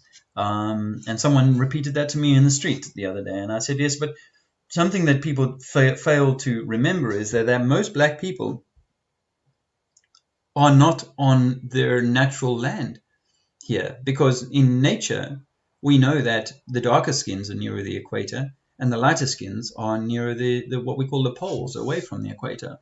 So absolutely in nature, for me to take an African elephant, for example, and to put it into Siberia would be a dreadful thing to do for that animal, right? Well, because of the wars and so on, people don't just go on to Europe on holiday. They come to Europe because it's the only way to earn a decent living. Many of them, I've worked with people from the Caribbean and stuff. They come over here 20, 30 years, try and save up as much as possible, buy a house back home. They're not here. I mean, second generation, third generation would say, well, we're here out of choice and so on, and they perhaps know no different. But if you take someone out of their natural environment, then yes, the number of the sort of ailments that they may suffer as a lack of the right amount of vitamin D, for example, would certainly have an impact on their health. You don't have to be a rocket scientist to work that out. And that obviously is a slur on the poor medical community who are retarded such by their indoctrination that they are not calling out the government and saying, hey, if the symptoms of this are kind of flu-like, then what are we doing to improve people's uptake of healthy food? What programs have we implemented to put free fruit out on the streets for people so that they can gorge on free fruit? It won't cost us much by comparison to all the other nonsense we've been up to. Remind people to do everything they can to strengthen their immune system rather than damage it by all the things that they've been doing. So thanks for that comment, transparent. I don't know why you use that name if you're a transgender parent. Okay. I have no thing with that. I know transgender people, that's whatever people are in this world is absolutely cool. Like at the end of the day, if someone has been disabled because they took they got a vaccine when they were young, okay, that's not a good example. I don't want to think of it. I'm not talking that this is a disability. I was thinking about this today, transparent. I wonder if there is this disconnect that we have with ourselves. I see a lot of lesbianism out in the in the world today, and obviously homosexuality has been trundling up the charts in terms of the percentage of people that are in that, and so I do think that this isn't by accident, just like everything else, because in the Trinity Torus model or consideration, you have a masculine and a feminine, a hot, cold, or soft and hard, sun and moon situation, yeah? And in the middle of that, you have this, the three, as I say, the thing that surrounds the male and the female, the nutsack, if you like, which is neutral, yeah? And neutral doesn't mean both. I think neutral means neither. I think that one of the like I mentioned, I saw Arvie's name being mentioned in the chat there. One of the things that Arvie talks about a lot is the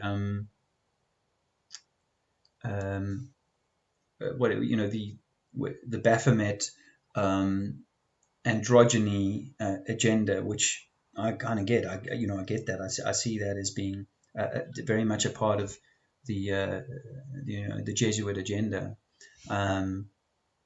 And androgyny is not neither. Hey, it's both, which is the opposite of neither, I think. And yeah, I mean, I have no, again, let me just stress again, this is not about ever, picking out someone for the life that they live and the choices that they make, because I'm always being of the view that it's safe, sane, and consensual. So whatever people get up to really is their own choice. What I've always said I have an issue with is that if I skew you at the earliest age, then the choices that you make will likely not be the choices you would have made had you not been skewed. And to look at sort of obesity, for example, that's an example of an easy one to look at, and say, had that person not had the traumas that they had, they probably would have loved on their body a little bit more, and maybe not have run into those sorts of health problems. It's a complicated and complex thing, but good luck to you, and I truly hope that your children are a joy and and have beautiful lives. I've hung out with plenty of people who have like lesbians with children and stuff, and in my view they generally do really well as parents, and they put a lot of effort into it in the main. Of course, I'm generalizing, but I will say, and I will say this without any fear of this is I think that one of the things that we owe nature is to have a balanced view of the world. So if I only raised a child up around men, then that boy or girl would not have necessarily a balanced view of the two, the balance, the divine feminine and the masculine. So I think that this is, I'm sure that most people I've ever spoken to who have a same-sex marriage or a relationship, they realize that that's an important aspect to nurturing a balanced child, rather than one that possibly just continues an imbalance that was created. But no, I mean, yeah, I saw two gay men walking up the street just now as I was driving back from the beach, and I was like, they look like two happy, really, happy guys, and coffees in their hands and what have you. And it's like, yeah, I mean, have at it, man. If that's what works for you, that's who am I to say otherwise? I think this is what part of the trick. One of the things of religion is that it's very condemnatory. If you don't do it my way, you're stuffed. Um, and I don't think it's like that. All I'm saying is that if you've been given the Arnold Schwarzenegger treatment up the brain, and we all have, and you haven't removed the Arnold Schwarzenegger traits from up your brain, then oh yeah, then I think it's time to do that. And as Swedish trucker, it's very nice of you, my friend, to remind people. We do have a PayPal, and we do at this point still need a little bit of support. Actually, while I'm thinking about it, my stuff is in our household stuff is in storage. It's only a small storage locker about the size of a half a garage or something like that. And it's been in there for 14, 15 months now. So it's cost me quite a lot of money, running into nearly £3,000. However, I haven't been able to pay the bill for the last few months, and I wrote to them and said, "Look, I'm in a little bit of a pickle financially. Would you mind holding off for a little while? You've got my stuff. It's not like I'm not gonna, you've always got my stuff, so I'm gonna want to kind of pay you back." I got a letter from them 2-3 days ago saying, we're terminating our thing.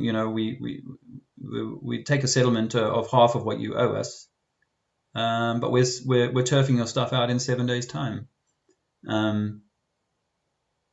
So I'm trying to find a garage or a storage place that is in London. If anyone knows of anything like that, please email me. And I have obviously to find a few £100 to settle that bill. It was the only bill, I for years and years and years at the house, I'd had bills, just always bills, bills, unpaid, and dealing with that. And when we left the house, we had no bills at all. We were paying a month-to-month phone thing, but for the storage locker, this has been the one bill that I've had to kind of find money for. And I have missed a few payments and then kind of made up and stuff like that. But and this is the corporation for you, isn't it? It's like, they've let me use a tiny, tiny little box. It's like half the size of this room that I'm in, and they've had 2.5 coming up for $3,000 once I pay it off. And they treat you like shit. Like, you can't pay, tough. We're going to throw your stuff, your lifelong possessions that you've entrusted to us. We're going to throw them away. Well, they'll probably sell them like they do on the, you might have seen those TV programs, Storage Locker Wars or whatever,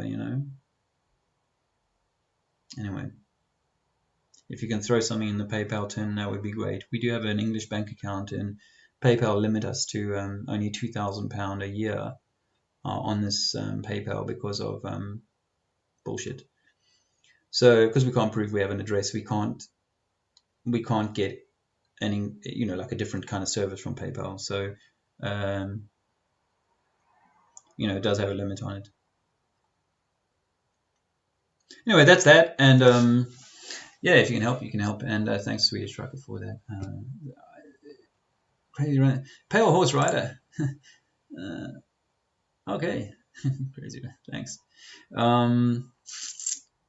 Yeah. Let me see. Nice to have Ollie here. It's really cool.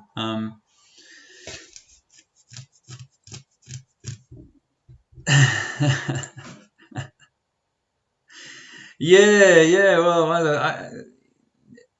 Well,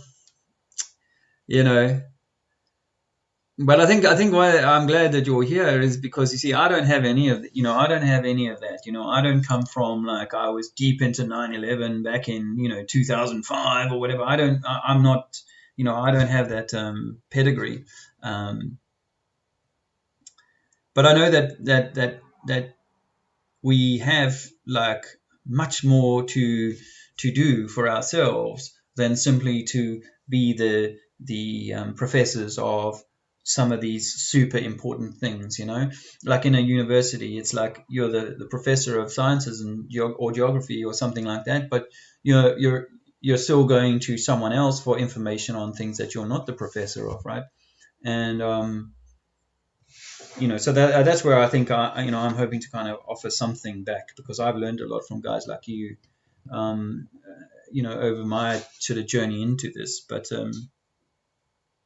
it feels to me imperative that we remove the Arnie plug in the nose, in the brain, and I don't feel like and enough of the people that I hear talking are in there. I have listened to James through a few times. Andrea listens to him more than me, but he's a guy who's kind of in a similar vein of thinking to me about this. And I don't know if he's done DMT, but for me, that remains such a foundational and clear insight into the things that are beyond what this meat suit can see. And I tie it all together, and I have obviously been searching my whole life, but had given up in my middle ages, and now I'm reinvigorated with the knowledge that we've gained from people like you, that there is so much more.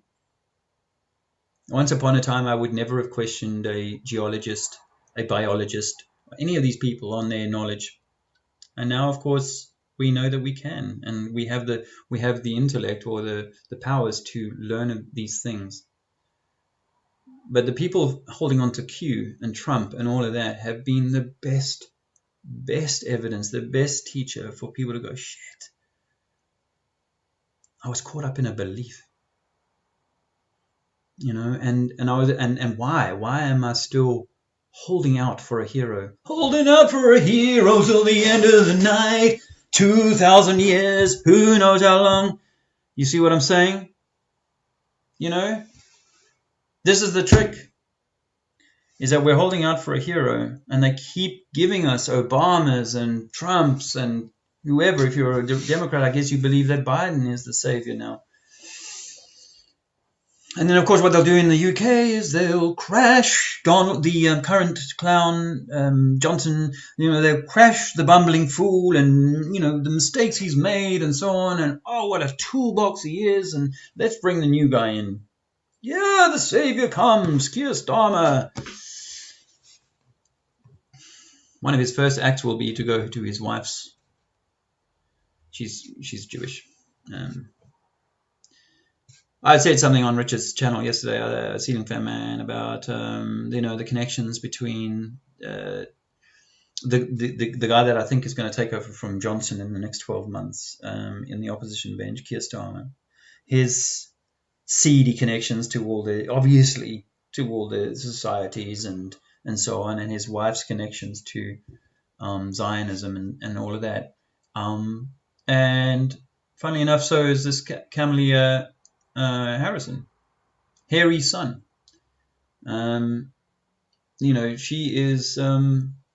is all of that, and her mixed race, Asian, female, social justice warrior. She was all about LGBT kind of stuff, and again, it's not about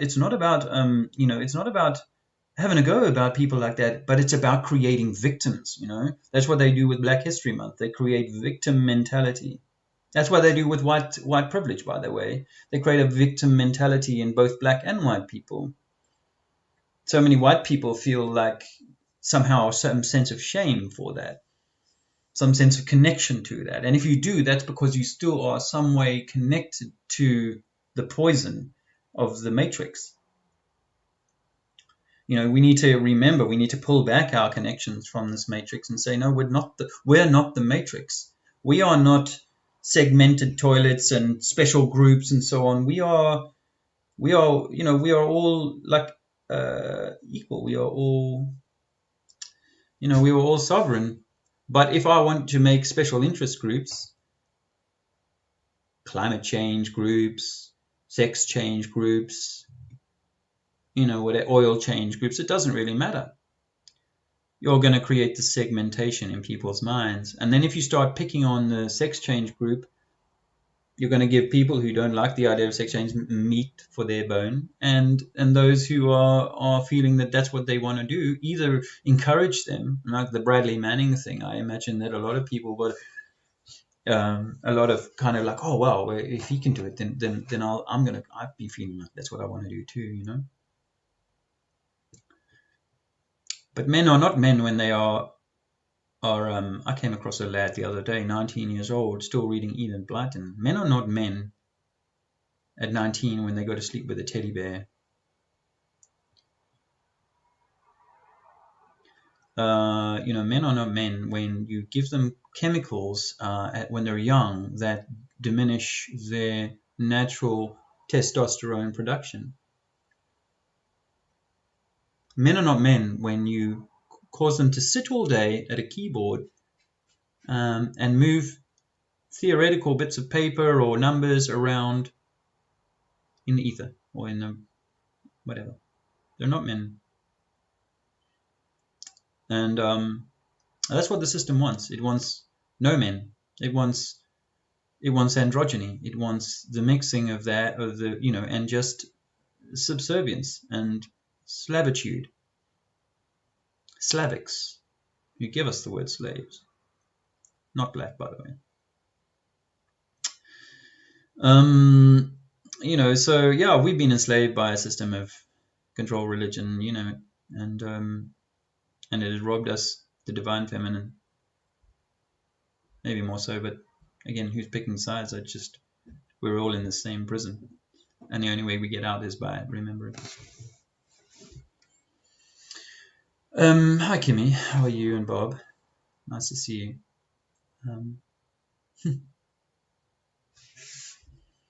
Yeah, but you know what? Hey, Wise, I think that this is. So I'm picking at the flat Earth, the proponing of a flat Earth snow globe model. I'm picking on that, not the people who are proponing that, but I'm picking on that because it's the ideas. You see, not the people who are misguided that we really should. Because I could flail at scientismists, and that clown that. The science dude, I could flail at deGrasse Tyson, and I could flail at the Pope, and I could flail at Clinton, and I could flail at Trump or whoever, or the Queen, or the Jews, or the Vatican. I can flail at these things, but ultimately it's never going to serve me returning to love. A quick story you've never heard me tell you.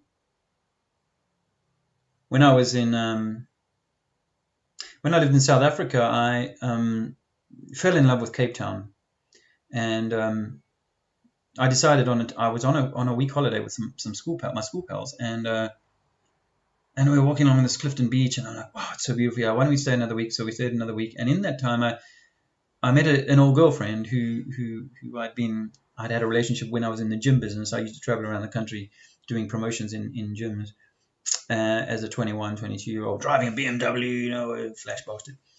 And so I'd had a relationship, a bit of fling with this girl, and I run into her at a nightclub, and she says, hey, why don't you you can come and stay with me for a month if you want to come down to Cape Town. So I went back home to Durban. It's 1,000 miles, just over 1,000-mile drive. I went back home, packed my stuff, and a few days later, I got a free lift because I had no money. I had R5, which is, if you're American, it's less than 50 cents, and if you're British, it's less than 25 pence or something. 20, whatever. It's a very small amount of money. So I took this 1,000-mile trip back to Cape Town with my R5. And on the first night I was there, we went out to a nightclub or a pub club.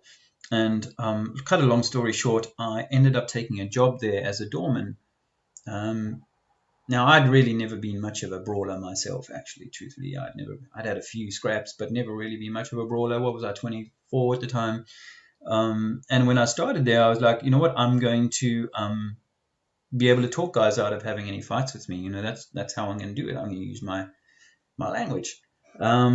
But truthfully, within a few weeks, maybe a month, this turned out later to be a matter of fact that this was like the roughest club in Cape Town, and the number of fights that broke out were, it was frequently fighting, yeah, and so after having gone in with this idea of, I wouldn't need to do that, I got to the point where, like, if a guy began to look like he was going to throw a punch or began to look like he was going to be out of order, I'd belt him as hard as I could and put him on the floor. Because the situation that I was in was so violent that it actually brought out the violence in me, the violent side in me. I did a few things in that time, in that 18-month spell, that that I've had to forgive myself for, because there was some brutality that went on during that period, and ambulances and that kind of thing. Not people just a little bit hurt, but people having to go to hospital for a while. My knuckles have never properly healed, particularly on my right hand, from the amount of pounding that I'm not boasting, but that was how much fighting there was. If I went to work on a night and didn't get a fight, that was a good thing. Yeah. And I'm telling you the story because I think that we live in a world in which we've been conditioned such that we are like that. We're in fear, and that was partly why I was fighting so hard. I'm not a particularly big guy, but if you go in first, you've got a much better chance. So it's sometimes it was out of fear. Perhaps sometimes I got into fights that another guy who was perhaps more imposing than me might not have needed to have gotten into, but because I was a smaller guy, I'm only just about 6 foot. Perhaps guys, when they've had a few more drinks, they're like, yeah, they're more likely to kind of have a pop at someone, like me. There's a lot of funny stories. A stabbing. I wasn't stabbing anyone. I was receiving a stabbing. But guns going off, because the bar, we had to search everybody before they came in, take their guns off them, put them in a gun safe, and return them to them at the end of the night. On one or two occasions, I refused to return the guns to the guys because they were too drunk, or they'd just been in a fight with us or whatever. You'd be like, you're not getting your gun back. Come back tomorrow. You can have it when you're sober. So yeah, I mean, this is it's an escalation of craziness, and I think that in the insanity of this sanitized world that we live in, what we're seeing is just an escalation of craziness.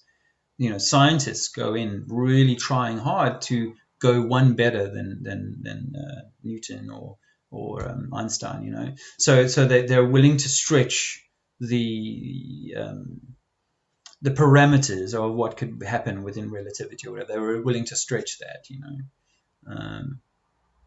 I'd like to add, just to close that, because I don't want you to think I'm a complete mindless thug.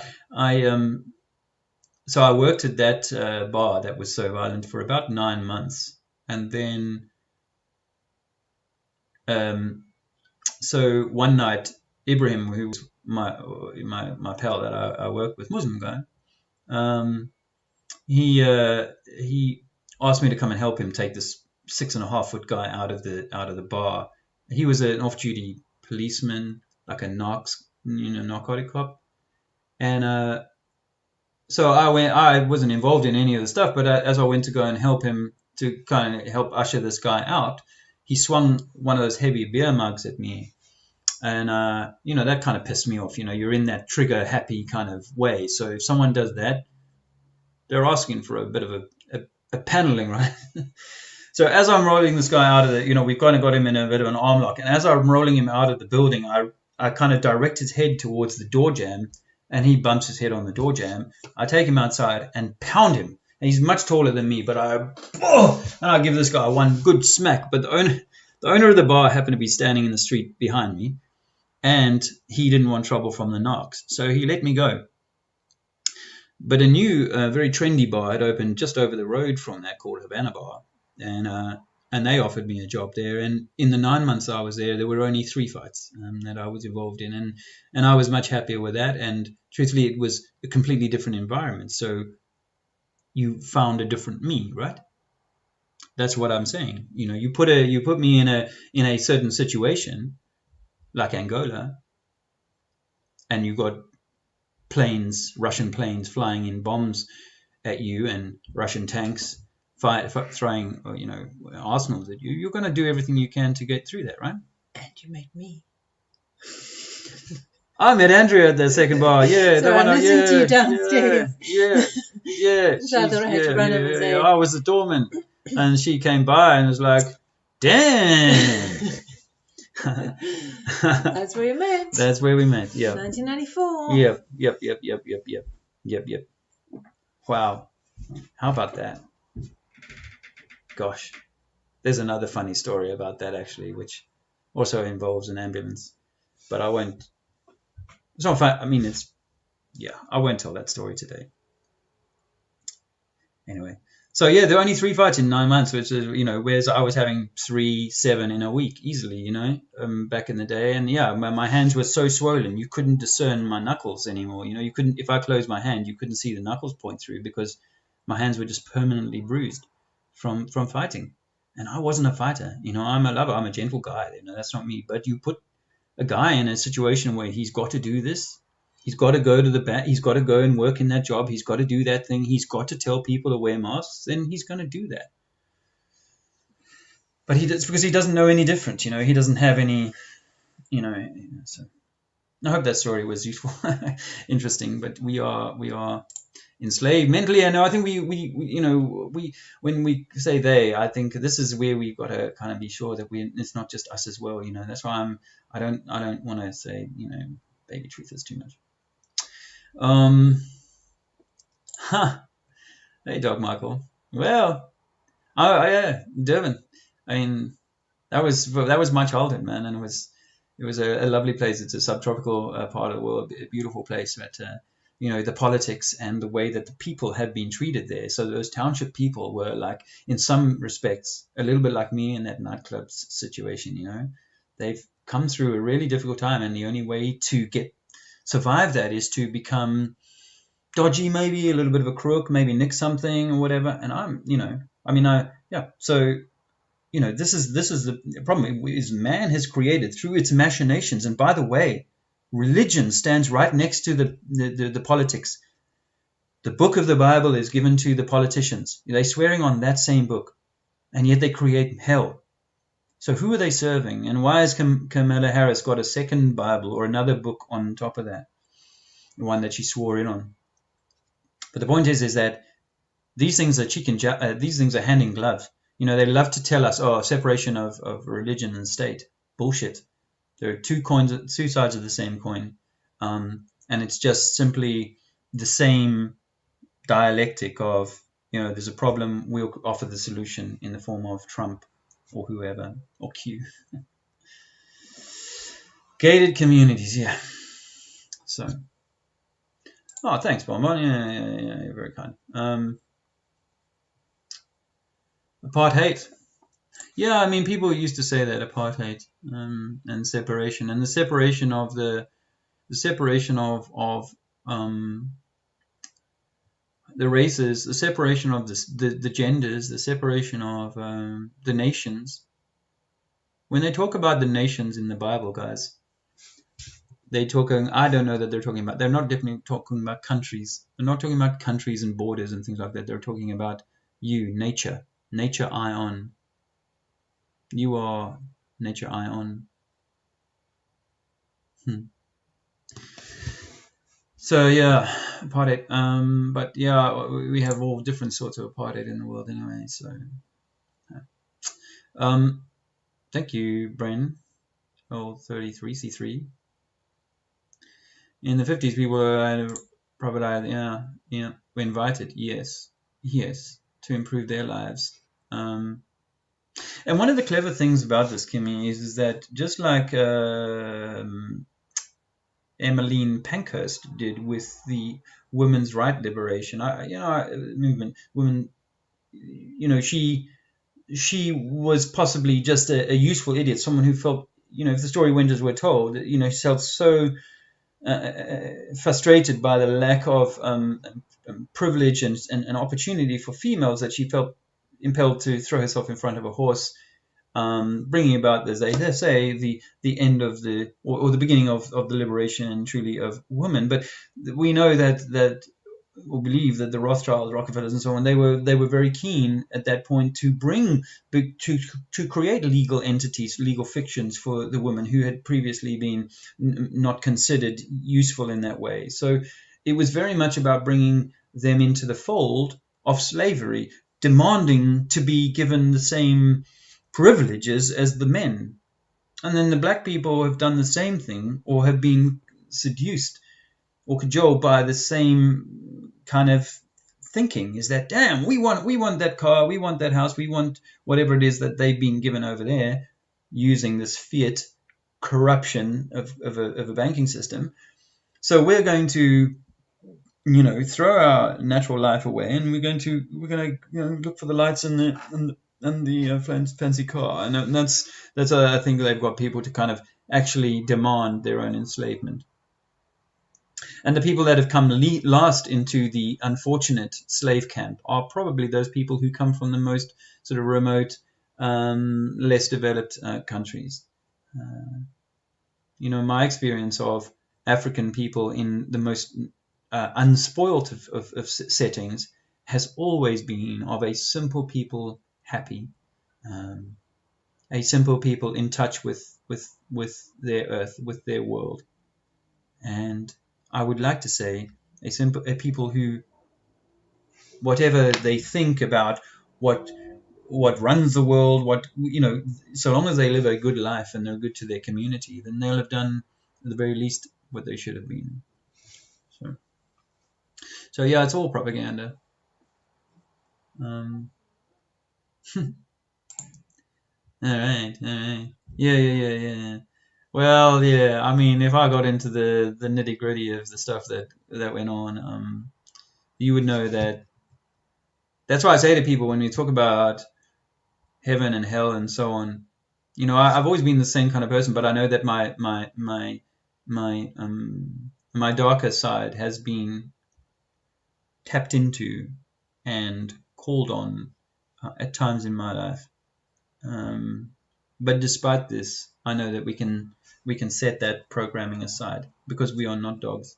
And so even though we might have only had 3 dogs' food in the cage for the first 50 years or 30 years or 20 years of our life, we have the consciousness to return to the loving state that we come from, and to do it in this life for yourself, and perhaps eventually for others. Yeah, Q. Yeah. Well, you see, just let me say this on the Q thing, because I think that the Q thing is again just like another clever ploy. Hey, okay, the saving date, the date that it was meant to happen didn't happen, but that's still part of the plan. There's another thing that's coming down the line. This is like, wow, we fooled them once. Let's see how much longer we can fool them again for, and hold people in a state of hoping the savior's coming. Oh, it didn't come this time. That's because we had the Mayan calendar wrong.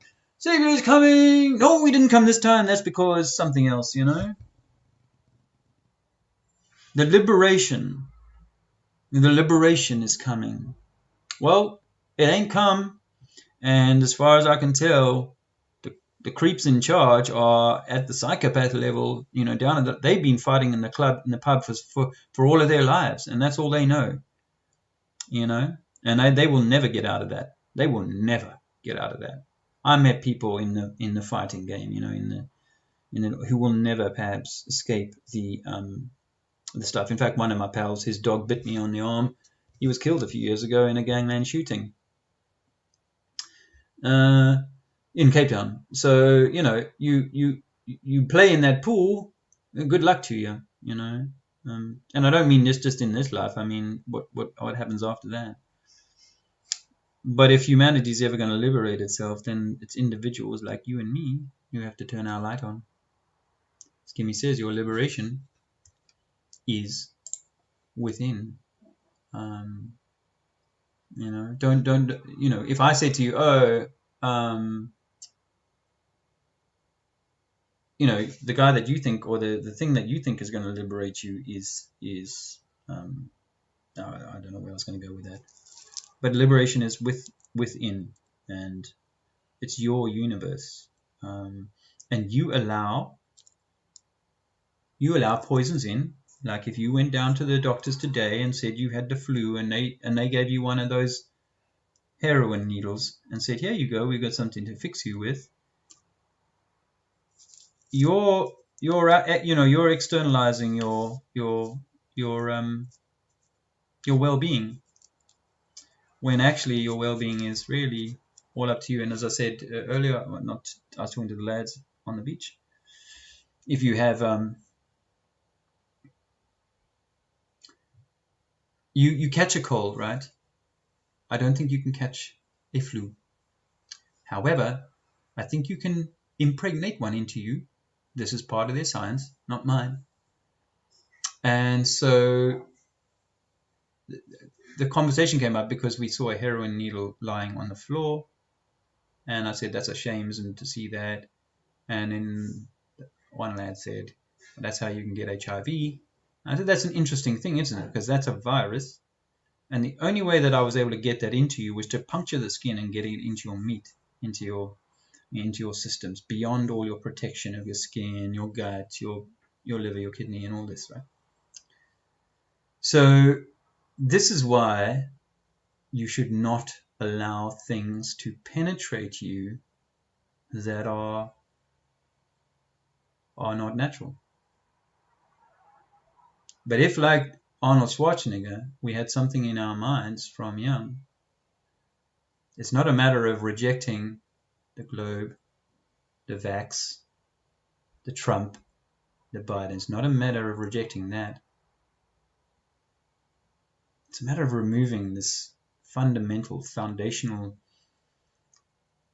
device that is there like a little lead poisonous ball, always restraining and constraining your connection to a divine experience. And people listening to this who have a close relationship with God or Jesus or Muhammad will say, no, my relationship to Muhammad is pure and perfect, and it gives me absolute joy. On the other side of the room, under their breath, the Christian will say, it's great, but unfortunately it's missing a very important aspect. In order to find true salvation, you must take this other piece of the thing. So I'm offering this as a thought experiment to say, well, I'm not diminishing the Muslim woman's absolute devotion and the love, same as all the Christians I used to go to church with. Happy days. Okay, it was Anglican, not whatever, not a clappy church, so we didn't clap at all. But beautiful women, men, whatever, happy in their religion and so on. Not just Sunday Christians, but people who are good people all the way through. But they would still say that woman over there, she's missing something foundational in order to find the something. So if it's okay for a Christian to say to me or to anyone else that you're missing something foundational, is it also okay for me to say to both of those people that something that you're holding on to, which is foundational, may well be Arnold Schwarzenegger's plug in his brain? I hope that's useful. I hope that's useful. Is there anything that anyone wants me to say or talk about or whatever? My friend Drew, always good to see you. Nick's on another spliff break. Lordy Lord. I was thinking about how the dealers are, the lockdowns are getting tighter. I wonder how it is for them and getting their product around. Obviously, the pharmacists have no problem getting their product, but they're getting more and more money all the time. But I'm meaning, the street dealers.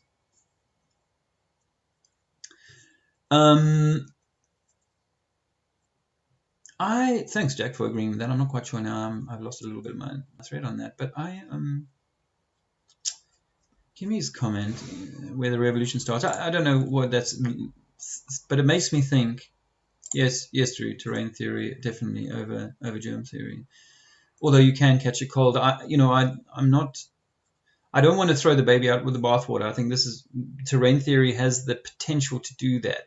It'll be like it's a one size fits all. Again, I don't think it's necessarily that, because we can all think of experiences where perhaps more than one member of the family has come down with a bug at the same time, and it's hard to explain that away, other than, as I say, well, look, in terrain theory, if everybody's been eating the same food, the weather turns cold, blah, blah, blah, then you can obviously expect there to be more than one person affected by that.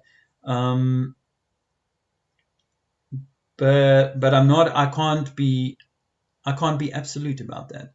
And so for that reason, I prefer terrain theory.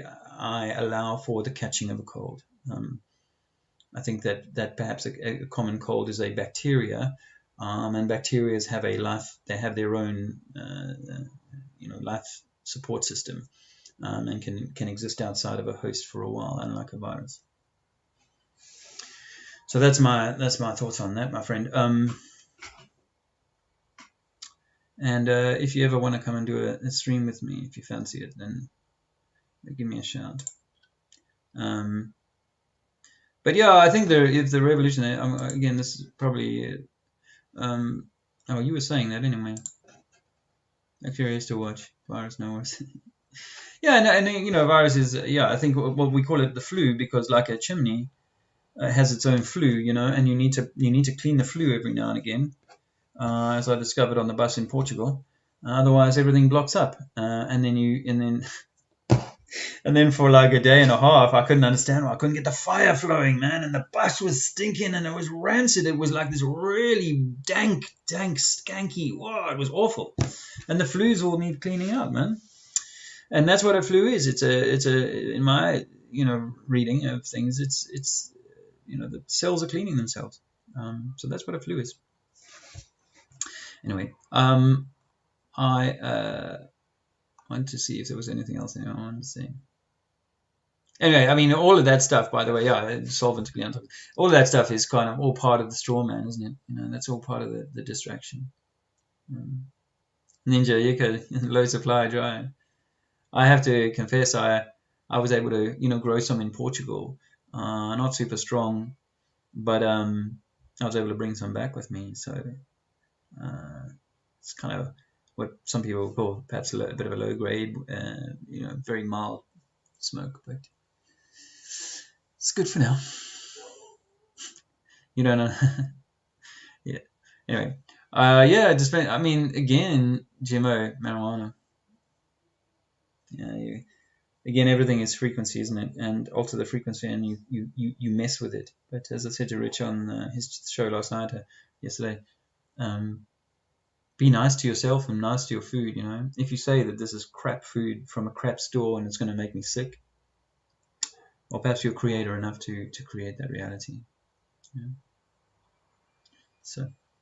And great. I was going to say we all had the cooties. Last Christmas before last, before Corona, I had the worst flu I'd had in many years. It had been 5 years since I'd had a day in bed, and I spent 3 days in bed. I was so weak, and the whole family were affected, around at the same time. And so it's like, well, is that just terrain theory on its own, or was there something else going on?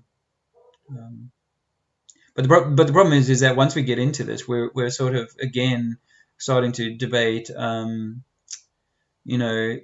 Earth, round Earth kind of thing. Oh, I've got proof of this. I've got evidence of that. Well, what they've done is they've taken, yes, there is something that causes sometimes 2 or 3 members of the same family to fall ill at the same time, and they've used that as perhaps their evidence that this is all how it works. But of course, we know that this is not how it works.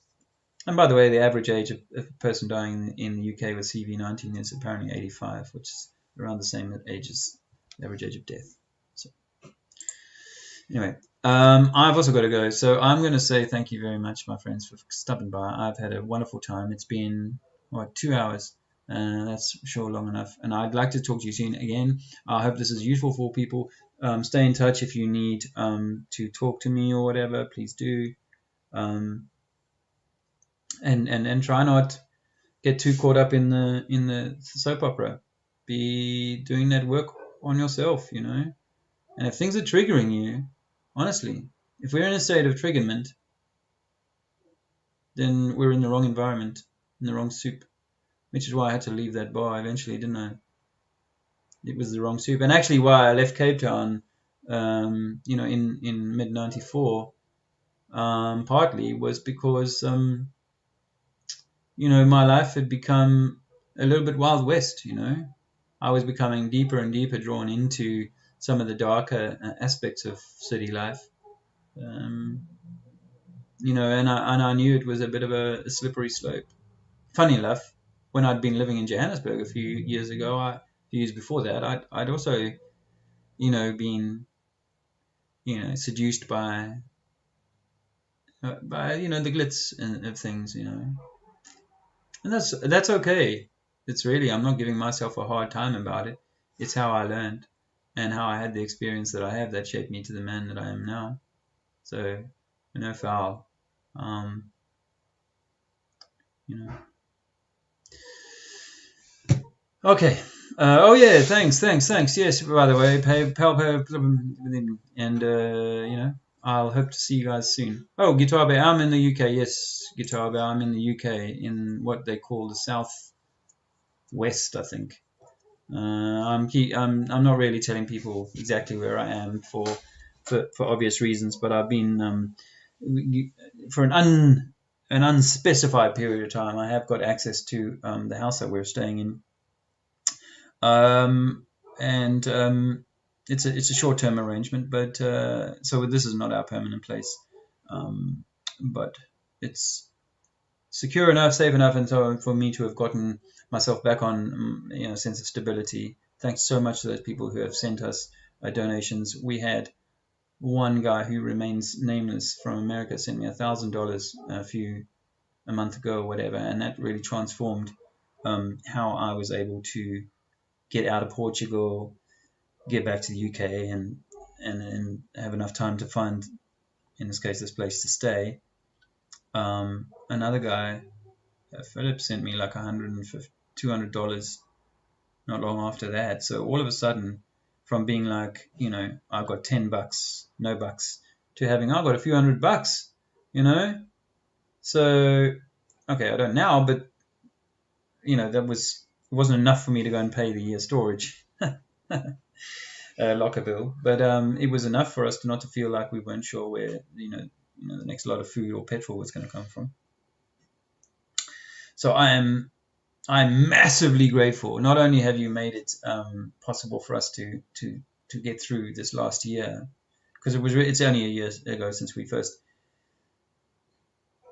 shamefacedly came and asked for money from this community, but actually it's more like what it means is that serious people who are seriously thinking about what is the truth that we're going on, they're going like, shit, this guy is not far from what the kind of, the mark that I'm on, and so on. And so that means an awful lot to me. It's really like a shot in the arm to say, hey, you're not so, you perhaps got something to say. Because we all came into this truth going, wow, there's people that have been looking at this for a long, long time.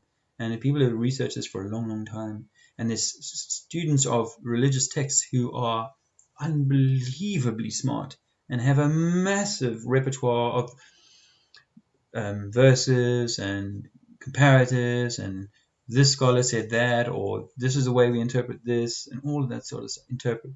And this is what so you come into that and you go, wow, that's overwhelming and awesome that these people are so deep into that. I mean, one of my first heroes in my truth journey was Zen Garcia. I really appreciated his work, his research, his diligence, his commitment to it. I'm just amazed by that. But now I would say to a guy like that, I think you're still caught up in a belief system, my friend, and that's constraining you. It's the information you hold is good, but your relationship to the information is misplaced.